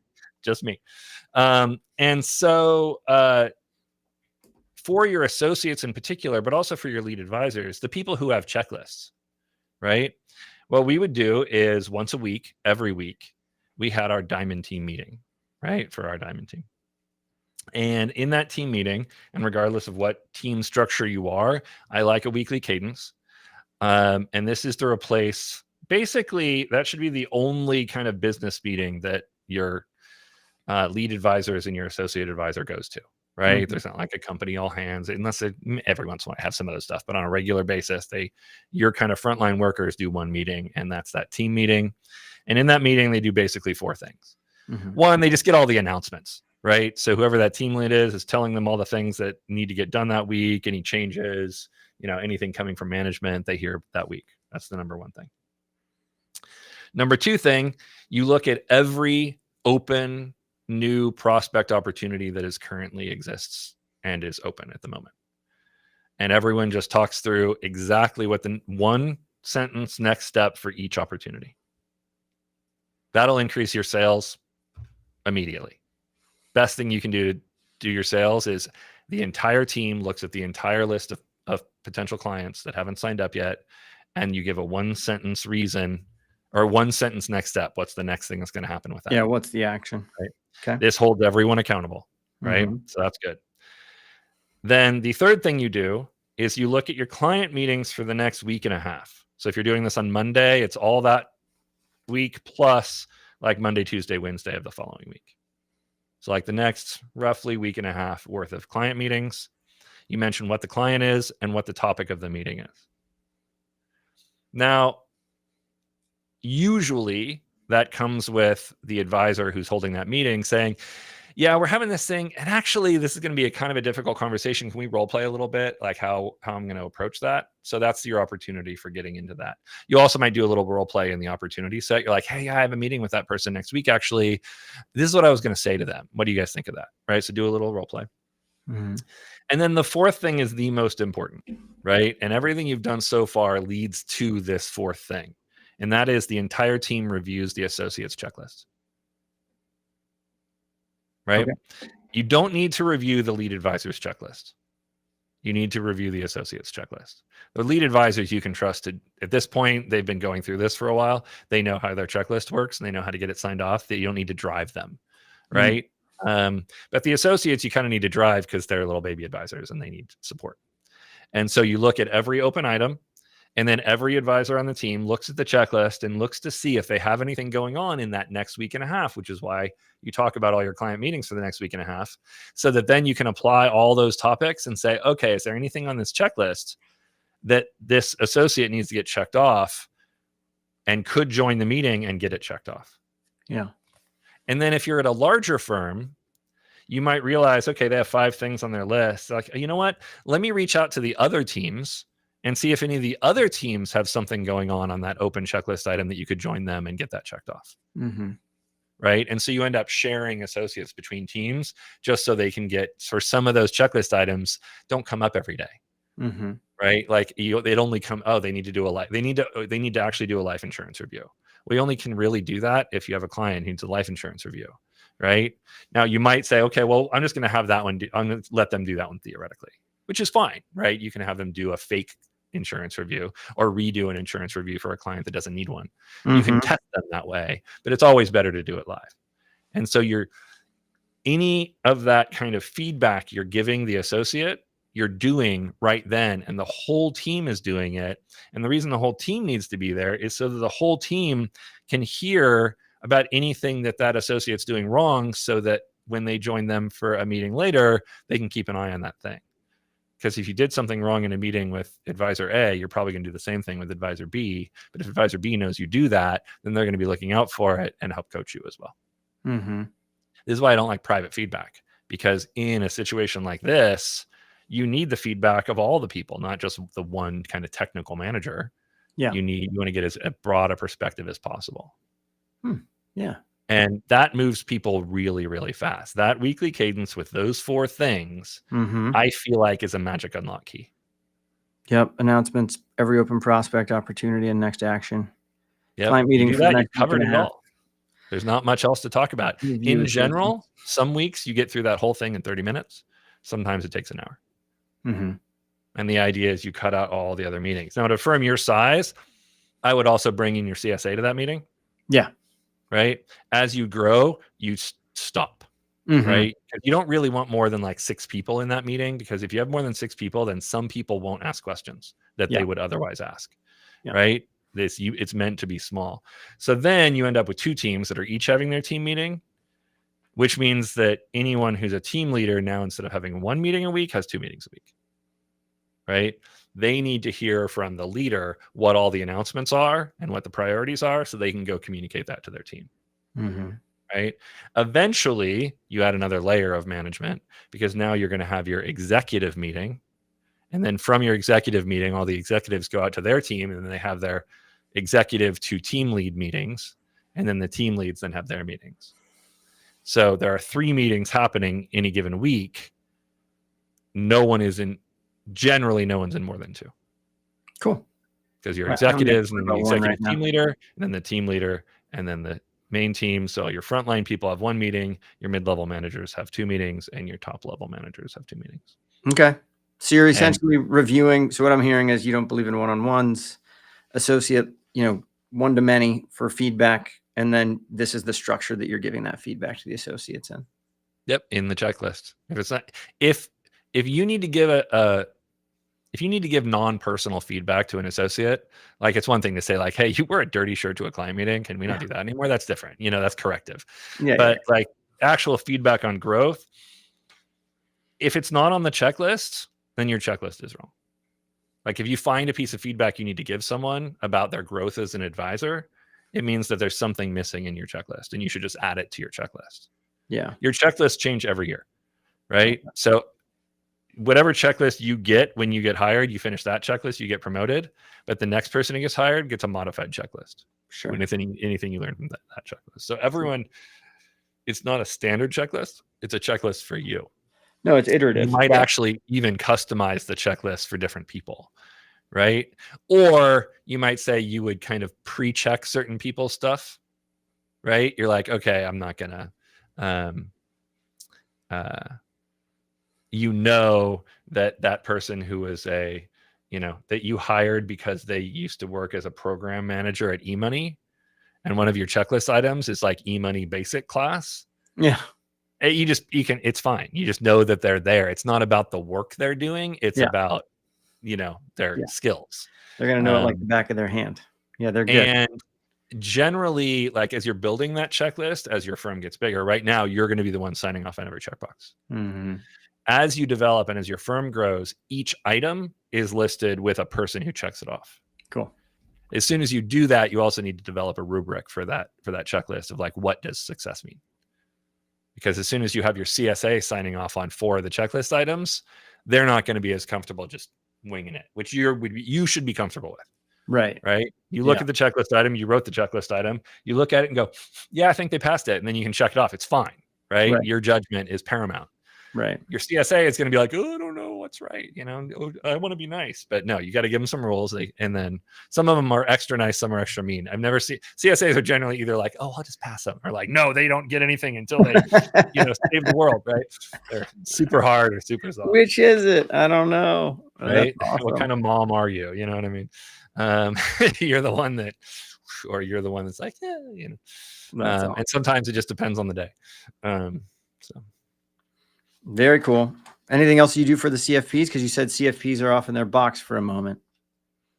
You mean the non-CFPs? Yeah, for like doing reviews and like, check-ins with them for being employees and all that jazz. Just let them drive. They're grown-ups. Like these are your professionals. You don't need to manage your professionals. That's how I operate, and I'll double check with them. But sometimes I feel like I'm like, should I be doing more? Like, I'm kind of like, you guys come to me when you have a problem. Not proactively, right? But again, some people need more of that. But I'm okay with just letting them drive. They can have a one-on-one whenever they want. They don't need to be called into my office so that I can do a one-on-one that's like, hey, how's it going? And they're like, I'm doing fine. And you're like, well, I just want to be here for you so I can support you. And they're like, you could do that by letting me go for coffee instead of coming into your office once a week. You know what I mean? Like, just how about you leave me alone? Exactly. And then I'll get my work done. And I'm like, that's how I'm for people who are professionals. Now, if that means that if you're calling them into your office, they fucked up. Right. Like that's a problem, and that's fine. Yeah. It's okay to have that kind of dynamic. Yeah. And just making sure you're building a culture where they know that your door is open and that when they need something, they can grab you. And that's my style. But again, some people don't gel with my style. Neurodivergent people tend to gel with my style, right? Very hard driven, ambitious people tend to gel well with my style. Right? People who need a lot of pep talks and pats on the head and support and hugs, I'm not usually the one that they love best. Right? That's so not their person. Right? The ones who need it from you as opposed to asking for it from you. Right. Like if you want a hug, like I'm your guy, just walk in and say, I need a hug. And I'm the most gentle, loving person ever. Right. Yeah. No, Walk 100%. by and hope for a hug. You're not going to get one because I'm No. just forget you exist. Right. It's just not- Exactly. Yeah. You're doing far more important things at the time. Usually not. I just don't notice. Right. I'm just That's a what I'm little getting at. clueless, You don't right? know that someone needs that. Yeah. Yeah. I'm high sympathy, low empathy. Right. As soon as I know you're having trouble, I'm there for you. You just have to tell me what it is first, because I'm not going to guess and I'm not going to notice. You're just going to be a blank slate. I might not even know you're there. Right. You might be standing in front of me for 20 minutes and then you're like, hey, I'm like, wah! I'm like, sorry, I was in a zone. So, I also stepped away from leadership, right? Because it's really hard. Right. I find leadership particularly hard. Yeah. I don't particularly like it. And so I don't necessarily recommend modeling your leadership on me. Oh, I'm not. But I'm Good. still curious as what worked for you and what didn't, and what feedback you heard along the way. Because Yeah. I can learn by experiencing, of course, but if I can learn through others' experience, that can be Yeah. helpful as well. My biggest hole is I give less attention to the people who are doing great. And half of them love that and half of them hate that. Yeah. And I don't know which are which. And so I just kind of go with some people can hate me and that's fine. Yeah, you would have to be willing to ask them and then know who those people are. Yeah, and I do, and then I forget. And That's the problem right there. That's the problem. it's That's the awesome. whole, attention part of ADHD, What's where's your stance on like KPIs and all that jazz for like, how do I know if an advisor is being a great advisor? And, like obviously like that's always some KPIs for growing Yeah. the business, of knowing revenue and growth rate and profit margin. revenue. Those make sense. And sales, like what's actually coming into the funnel, what's converting. I'm behind all of that. Yeah, But as don't far worry as about any like of that. growth of like from a associate to a lead checklist, cool. Okay. Yep. Lead on. You're also saying checklist. So clearly I just need to learn more Yeah. checklists. Yeah, Were the there problem other with lead things? advisor checklists is they get really subjective. You know what I Mhm. mean? And the higher you go, the more subjective, the more it's like, you know it when you see it. Like, in my associate checklist, it might say like understands all of the tax limits for retirement contributions, right? It's trivia, right? For my lead advisor level 3 to get to level 4, that checklist might have like has the respect of your local community. Mhm. You know what I mean? Like, how do you know? Well, you kind of know. You know what I mean? Like, you can just know. Like, what do you mean? Like, well, because you look at it and but it's hard to then, as I'm building those subjective checklists, I'm always thinking about if they're not reaching it, what would I tell them to do to prove that they are reaching it? And if I Yeah. can't think of anything, then it doesn't belong on the checklist. Right. I need to be able to give them real feedback on, well, it can be vague, but it has to be do this and then I'll know. Mhm. Why don't you go to your community and start doing some local events for your community? Mhm. I'll know if if you're getting a lot of referrals from your local community, well, I know you have the respect of your community. That's one great sign, but that's not the only answer. Right. Mhm. And so it's, you just it's a vibe check. Right. And so you start with associates first. You just start at the bottom, create your checklist for the bottom people, and then keep adding them all the way up to the top. And at some point, you're going to be like, I don't even know what goes on this checklist, in which case you can stop because then you don't need it as much. Mhm. As for KPIs for advisors, it's generally like each of those advisor levels, once you get past associate, has an amount of revenue that you expect that person to manage in order to Okay. get paid at that level. Right? So compensation and how much revenue you manage are linked. It's not formulaic and it's not automatic because what we're saying is like a lead advisor 3 should be able to handle $1 million of revenue assigned to them, right? And it's always assigned to them, like how many people are listed on their book, right? Knowing that they're going to help other advisors on their specialty and they're going to get help from other people on their specialties. But it's how many people are listed for you. Mhm. Let's say you say it's $1 million, right? And that person's at 600,000 because they just got promoted and they're in development on the way to $1 million. The $1 million is their max capacity. I see. Right. And so as they're moving toward that $1 million, they're at 600,000. If you went in and you got a new client, you came in and said, hey, I got you a new client, $4 million. They're going to pay us 35 grand a year. And that advisor is like, oh, I can't, I'm too full. you know what I mean? Then you did it wrong, because they shouldn't say they're too full until they get to close to $1 million. Right. Right. That's an easy metric, right? It's just there. Right. Yeah. The metric is simply like, do they have capacity or not? Yeah. If they don't have capacity, but your assumption is that at that level of compensation, they should have capacity, then you promoted them too early. Right. And if they are at 400,000, right, of revenue, well, let's say they're at 600,000 of revenue, but they're at a level where you expect them to manage 500,000, then you haven't promoted them fast enough. Okay. So as you develop all those levels, I feel like I need way more expectation. understanding here, because like I'm trying to understand what these things mean. Okay, well, think about it this way, right? An associate level 1 has no capacity. An associate level 2 maybe could add 100,000 of capacity. Okay. Right. A associate level 3 or lead level 1, depending on how you're doing it, right? Yeah. Might have 350,000 of capacity. Okay. A lead advisor 1, maybe it's 500. A lead advisor 2, maybe it's 600. Lead advisor 3, maybe it's $1 million. Right. So if you think back to my metric of like pay roughly 30 to 35% in cash comp to the total advisory team. Right. Right. If the whole team has $2 million, then you have about 600,000 of comp. Right. And you can apply that to each advisor based on what your gross margin would be from their revenue. So if someone's at like $1 million of capacity, right, you're going to pay them maybe 250, 25% of that revenue, because you need to leave a little for the team lead, and you need to leave a little for the associate. Or the team lead, their revenue goes down, so they're getting a higher percentage of the revenue they service, and your associate doesn't do crap, so they just add to the expense burden. They're just a part of the overall expense of running the firm, essentially. Right. Well, no, they're part of that 35%. Oh, they are. Okay. Of the 35% of revenue for the team. I'm with you. Yes. You can't just apply that 35% to what people are servicing. It's the whole team.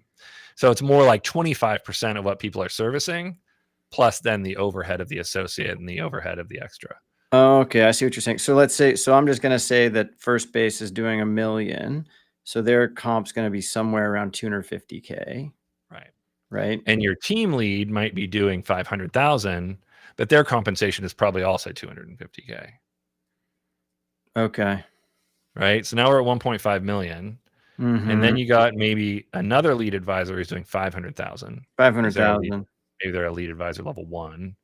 And so they're probably getting paid more like 100,000 a year. 100K, because lead advisor level 1 was kind of jumping up, but they're jumping up from the associate job where they were learning. They were in full learning mode, so they were getting paid to learn. They weren't getting paid to advise. Exactly. So they were in like the 70, 80 grand, and then got bumped up to level 2 at like 80 or 90, wherever you are in the country. And then you jump up to lead advisor, and now you're at 100. Yay.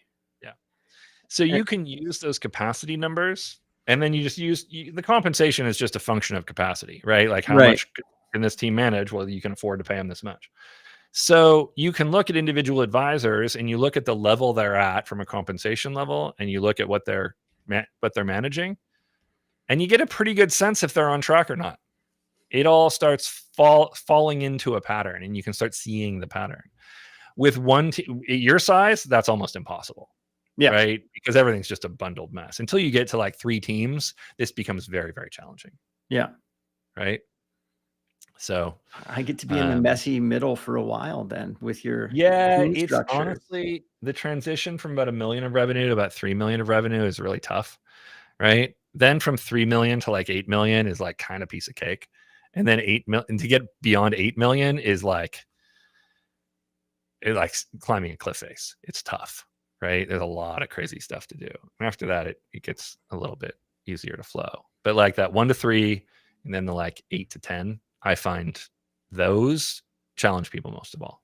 More people stop at $1 million of revenue and just kind of chill because you're making enough money. You're like, whatever, just have an assistant. $1 million of revenue with 2 people working for you, you could do forever and make a bunch of money. I know there's a lot of firms out there that are just at $1 million and they're just chilling. They're fine. Maybe they'll get up to 2 and then you just kind of roll. Not a problem. It's about impact, though. It's not about money. necessarily. Yeah, So, that's the end game, right? What do you want? What do you want? What is the utility of your firm for you? Is it to change the world? Is it to give you a nice retirement plan? Right. both, please. And so that's the metric for advisors. Like, how much are they serving? Because if they're, and how much money do they want to make? It's a pretty, I'm not saying it's formulaic, but it's close. Because there's an economic formula. They have a certain amount of revenue they're serving. You can afford to pay them a fraction of that. Right. Did you guys ever look at what like rev or different teams to see for level of productivity amongst like doing similar things? And like, are some people just overworking themselves? Like there's a part of me sometimes that thinks, quite wonders, does it make sense to, the team knows what they need to do, but the question is, does one person go try to get an A+ and be perfect while the other person tries to get an A- and does it in like a third the time? I'm okay with that personally. If I had two people, the person who going is either direction, yeah, the A+ player is going to promote faster, and that's generally how I reward achievement like that. If someone wants to move fast, then let them go fast. I'm actually not saying fast. I'm saying the opposite. I'm saying because they're trying to get the A+, they're going into the details of everything so much it slows them down. Well, then they'll go slower, and they don't get as much done, right? So versus the person who's like it's kind of a different mindset, right? Like finance is not a perfect science; it's an art. So it's like once you understand the variables, it's a question of what gets us to the right enough answer, not the perfect answer, because there's no such thing. You see what I'm saying? Yeah, and if you design your checklists right, they'll capture that, and one person will spend too much time on each checklist item, and they'll get promoted slower. You know what I mean? Like, we reward achievement by checking off, by designing the things they can achieve, like a video game, where they're like, oh, I got these 10 things, I leveled up. Yeah. Right. And so as long as your 10 things are right and match your goals, then it'll flow. It'll take you 5 years to get it right for sure. You know what I mean? I'm with you. When did you add your first team member? How much revenue did you have before you hired someone? Elizabeth is asking client service associate. It was a long time ago. I bet revenue was around 300 grand, something like that. It's when I had like 60 clients, but only 250 grand of revenue. Yeah, that's about right. That's how firms start. So that's the answer, Elizabeth, is probably right around 300,000. And I would always hire a CSA first. Yeah. Right. And I could kind of mathematically prove why that's better than hiring a junior advisor first. But Scott's just not along, so you can just use his experience, and that's the better way.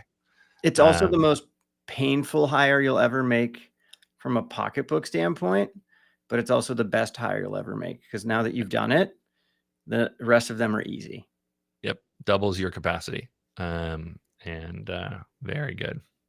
So there you go, Elizabeth. As soon as you get to about 300,000, you can start the process. If you can hire someone part-time, that's the best, right? Hire a part-time CSA first, let them grow with you. I find the best place to find part-time CSAs is at the local PTA. Find some people who are coming back to the workforce after taking time off and giving them utmost freedom. They can leave to go to the soccer game whenever they want to, or whatever. They need to pick their kid up. Good, go. You can get really overqualified people who value flexibility way more than money. You'll get former lawyers. You'll get people who are off the hook. And then because their children are getting older and older, they just have older and older. They'll probably have more and more time to work over time as their kids become less needy. I would just add to that when you're hiring people, it's worth having them do like a Colby test to look for like the characteristics that you want in a person. So like, I'm a quick start. I go do things and then I drop them and I leave them. Well, my CSA, I needed someone who picks it up and follows through all the way, right? And is very detailed. So it was very helpful to make sure that I thought this was the person, and I tested to see if it's the person, but I got verification it was the person. Far better to do that than to go hire someone who you think is going to be great, find out they're not, and then you're just like, oh, hiring people is the worst. I'm never doing this again. No, it's like you just didn't hire the right person. Just get good, noob. Like you just got to be better at hiring. Yeah. So Vilas mentioned there's also companies out there who do operations as a service that you can use to kind of offset your Yeah. Nifty's one. I think of that one your off the need top of for my head. there's lots and I take a dimmer view of that, quite honestly. I think those companies are really great to help you scale between hires. So if you need a little bit of help, they're great to give you a little bit of help, but they're never a long-term solution because you really want someone in-house, as our friend at New Leaf just said. It's just better, right? They end up becoming real support and helping you build your business, because any sort of outsourced vendor is never going to be helping you build your business. They will help you get tasks done for sure. They're really good at it. I'm not saying they're not good. They are great. But especially if you had a CSA leave suddenly, they're really great for that.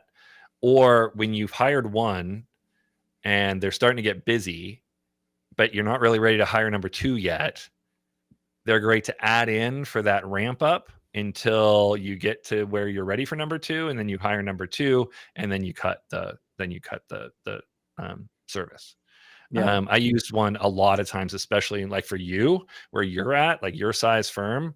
That chunk of hiring a new CSA is really high as a percentage of your revenue, compared to like, when I'm running a $10 million, $20 million revenue firm, hiring a new CSA is a rounding error. It's just not that big a deal from a percentage of profit standpoint. But for you, it's like 20% of your profits. Like, oh no, this is crazy. So like those services are really, really good at helping smooth out the curve, so it's less chunky. That's what I've found them the best for. Or if you're just not really concerned about growth, right? If like growth isn't your primary goal, that's a great reason to use one of these services, because then you don't have to deal with the employees. They just handle your stuff. If you just want to be kind of a solo and stay at $1 million in revenue, and then you just hire a Nifty or any other kind of CSA as a service sort of thing, it's great. Outsourcing is fantastic. I'm a big fan. It's just always less good than having someone in-house, because those people in-house help you build your business and the vendors don't. That's right. Right. Yeah, the thing that I found to be awesome when I did hire a CSA was I didn't worry about, at first I was like, oh man, this person's going to see I just have all this stuff in my head and I don't have a process written down anywhere. And then I was like, oh wait, I get to tell them the process that I have in my head, and they get to go codify it and put it into the world and make it better. Yeah. I'm like, that was so freeing. Even better, you can just say, I don't have a process. Use your go job. make one. Yeah. You figure out the process. Yeah. Process for one person is stupid, right? That's just a productivity reminder checklist tool. Like, I need it because I'm ADHD and I'll just forget. But like, that's the only reason it's there, for you to remember not to drop balls. As soon as you hire someone, well, now you need a process, because process is there to make sure that things don't break when you hand work off and things don't get lost between 2 people. And then as soon as you hire a third person, you need a whole different process. Now you need to throw your process away. And your first hire, in my mind, what I'd be looking for if I were doing that, my first person is the person that I trust to build the process for me. Because I don't want to. Why should I? I'm not the one who has to follow it. They do. You know what I mean? I'm the one who gets to do what I want because it's my firm, right? And everyone else has to build the process so that stuff doesn't break when I start throwing balls around the room. Yeah. Right? Now, the people working for me are like, oh, how come you get to break the rules? Because I own the company. You know what I mean? That's why I get to break the rules, because I'm the one, right? It's totally appropriate for the owner to break the rules, which becomes annoying. And at some point doesn't work anymore, right? Once you've institutionalized. But that happens more when you get to that 3 million range. 3 million is when you institutionalize stuff? A bunch of stuff. I mean, it's one of the reasons why growing from 1 to 3 is hard, right? Because you have to wear all the hats while all the growth happening. Well, because you have to start taking off hats and stop doing things because you're getting in other people's way, right? And so you have to actually start following the rules more, and you need to start respecting the process more from that 1 to 3. And that sucks, especially for people like us who are entrepreneurial and you just we're like, I can just do it right now and it's done. But then the next time you're the one who has to do it right then and it's done. And then the time after that, you're the one who has to do it right then and it's done. Instead of letting someone else, fine, take twice as long to do it. I don't care. right? Is the, surrender that you ultimately have to make to get to that size, because you can't just be a jackass at 3 million, but you Yeah. can still be a jackass at 1 million. Yeah. Oh yeah. You got other questions for me? Well, I mean, I could ask you questions for days, but this is the time we had scheduled. Yeah, I mean, Um, I don't follow my own rules, so we can go as long as you I want, know but you. I we know are you getting don't. to that point I where know you people don't. start getting tired. But I'm going to follow my. But I guess. Well, for I love it. based on what we talked about today, I caught my biggest takeaway is I'm going to go double check those associate checklists and see what's missing or what needs to be checked off still, and get back in touch with both of them about that. I do I see mean, that. honestly, you could ask them. Like, the easiest way to start your associate checklist is go to both of your associates and say, "Hey, make a list. I'm creating 3 levels of associate, right? Mhm. You're level 1 and you're level 3. Yeah. I want you to make a list of all the things you need to do to get to the next level, and define what you need to do from that level to the next level. Have each of them do that exercise." Yeah. They're probably right. And Yeah. then you'll tweak it a little bit, and then you're probably done. Yeah. Yeah. So I will do that. And then I need to figure out comp structure for when they jump to lead advisor, and the messy middle of us being them having half of the clients each is my like backup. My second chair is basically right now, right, as associates, and shifting to not being that person for me. And it's what I kind of gathered from this is the relationship manager's role in a sense is to always be teaching. Yeah. In a way, right? More or less, although one of the lead advisors on the team can take that role, right? Yeah. It doesn't actually have to be the relationship manager, but someone's in charge of those checklists. And right now that's you, because you don't have anyone else. Mhm. But over time, that's not necessarily true. But it is true for you, for sure, Cool. at this time. So, I mean, if you want order of operations, get the checklists kind of written up, some basic drafts. And all you're really concerned around is, given what these people are getting paid, what do they need to do to get to the next level? Right. Right. And especially for your more senior associate, what do they need to do to the point where you're willing to let them have client meetings without you in the room? Mm-hmm. If they are there, then you should promote them immediately. Yeah. Like, here's your definition for associates, right? Here's 3 levels of kind of associate, right? Mm-hmm. And including the third one would be my lead level 1 that I use, but Mm-hmm. you can call it associate level 3. First level associate, they're allowed to talk in meetings, but only to say like, "Hi, how are your kids?" That's it. They don't make comments about anything. Mm-hmm. They shut up, they take notes, and then at the end of the meeting, you review the notes, make sure they're good, and then maybe after 6 months, you'll let them actually send the email. Well, Jump does right? that now. Yeah, but Yeah. Well, I mean, someone's reviewing it. And so, you finally, after 6 months, let them actually communicate by email to the client. They are not allowed to have any clients they're assigned. A level 2 associate, you will let talk in meetings in advance, agreed upon things. You're going to present this. You're going to do this work, and then I'll let you present it. Mm-hmm. And in fact, you might even let them have some clients that are theirs, that they're taking the lead on and running the whole engagement, especially as they get toward the end of that second year. You're letting them have clients that are assigned to them, but they're not allowed to meet with those clients at any time without you in the room or another qualified advisor in the room, Mm-hmm. right? They need someone watching the whole time. They're not technically qualified yet. You're just letting them, it's like your learner's permit, right? Mm-hmm. For your kids.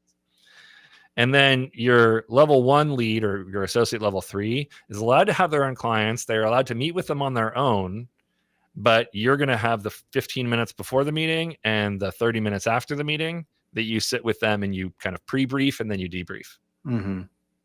And then once they get to then that next level, the either lead level 2 or lead level 1, depending on how you call it, then they're off. You don't have any of those restrictions anymore.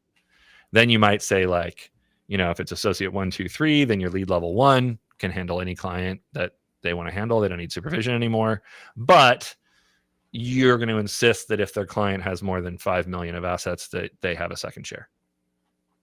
And then that lead level 2, you don't require a second share on clients under 10 million. And lead level 3, you don't require a second share at all because they're better than you anyway. You know what I mean? So you just have restrictions on each level, and that helps you define what they need to do to get to that level. Okay. Would you guys convey when you did this with this structure? Would you guys convey that you, for clients, that they had a team watching out for them, or did you always just kind of focus on the individual? You have to, because you're going to have an associate that gets replaced every 2 years. Okay. So they have to understand your team structure. So I would tell all the clients we operate as a team, Mhm. right? VLOS here is going to be your number one, right? That's the person that you're going to hear from most. Mhm. I'll jump into meetings anytime you need me. For the next little bit, I'll be in every meeting, but sometimes you'll have meetings that I'm not in if you're just talking about basic stuff. And then you just kind of raise the bar on what's basic over Right. time. So you show Right. up less and less and less. And this is the associate. They're here to learn. This is a apprentice position that they're in. They're learning to be an advisor. And after a couple of years, they'll roll off and we'll get a new one. Right. And I'd actually I'm like, hey, this is Rashid. Rashid's the new Stacy, right? It's fine, right? It works out great. They're like, oh, hey, Rashid, new Stacy, and then they move on. Right. And some of the clients that, when Stacy's ready to graduate, the clients that Stacy was really well connected to, she keeps. Yeah, become hers. Yeah, totally. Yeah. And you just kind of start transitioning slowly out by backing away into the hedge, right? And then Stacy just takes more and more. And so you're just doing this kind of like slow handoff. Yeah, smart. Okay. But everyone knows they're part of a team, so that if they need something, they always know at least 3 people on the team. They know the team lead, they know the lead advisor, and they know the associate. They don't always know the other lead advisor. Yeah. Right. Right. In your firm, they'll know everybody. Yeah. Right. Because you just aren't that big a team yet. But eventually they don't always.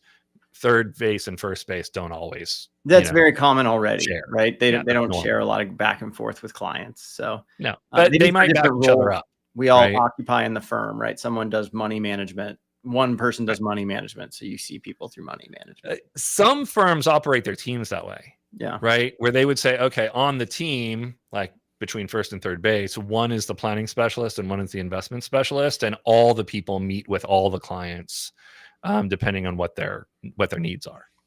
So they won't necessarily have one person. They'll have 2 people and they just kind of tag team. That happens a lot. That's efficient to me, but maybe I'm misunderstanding. It just depends, right? Depends on your service model. It depends on, you might imagine you might have a team where you have the technical CFP investment specialist and then the RLP, and you have both those people and they tag team all the clients.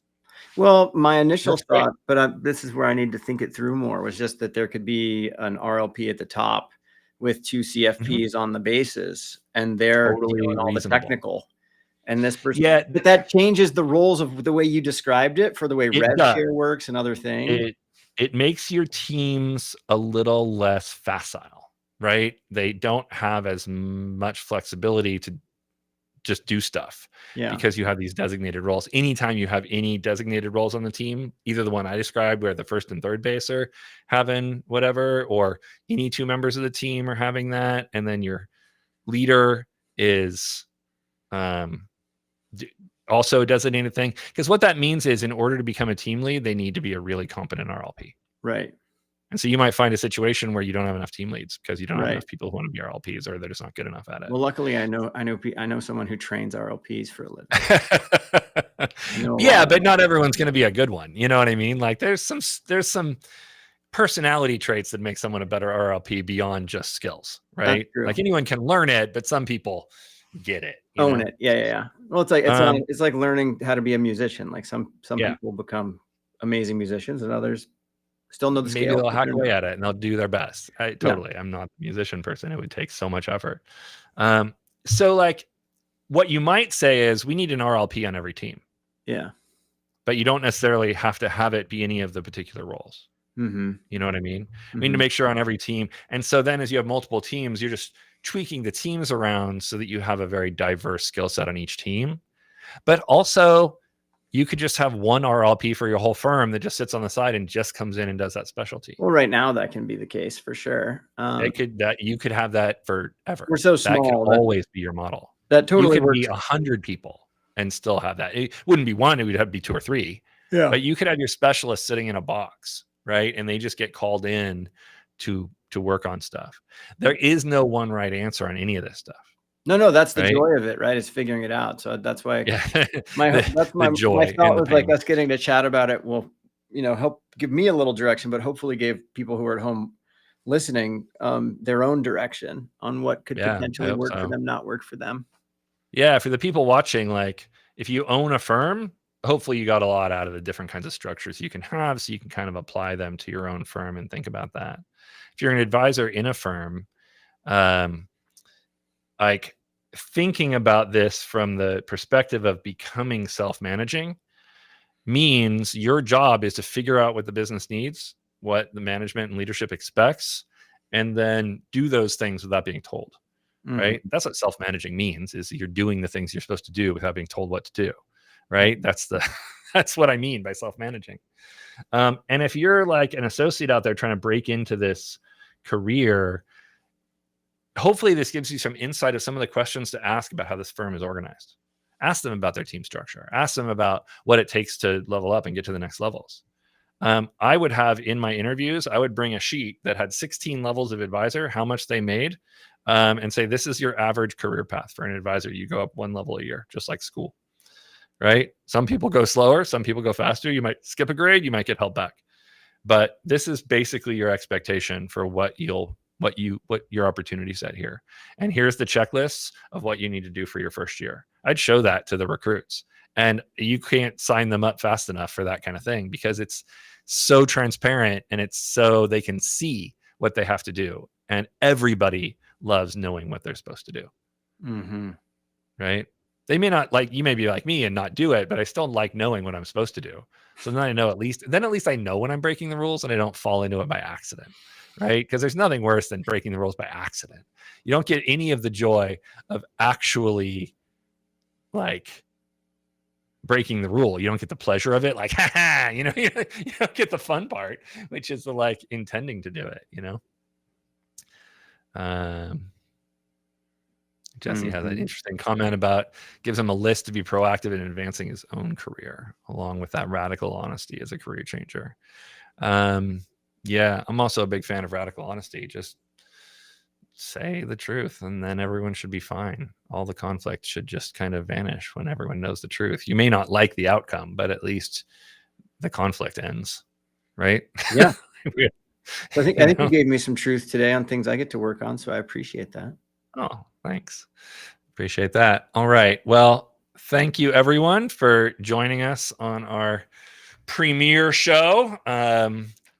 You can watch well, if you're seeing it, you've watched the recording, which will stay up on YouTube, and we'll probably do some little highlight clips here for the end. And Scott, if there's anything you want for showing off from here as a clip, you know how to get it, just reach out. I'm good, man, but I appreciate you and appreciate what you're doing here, and it's going to be super cool to see where you go with this.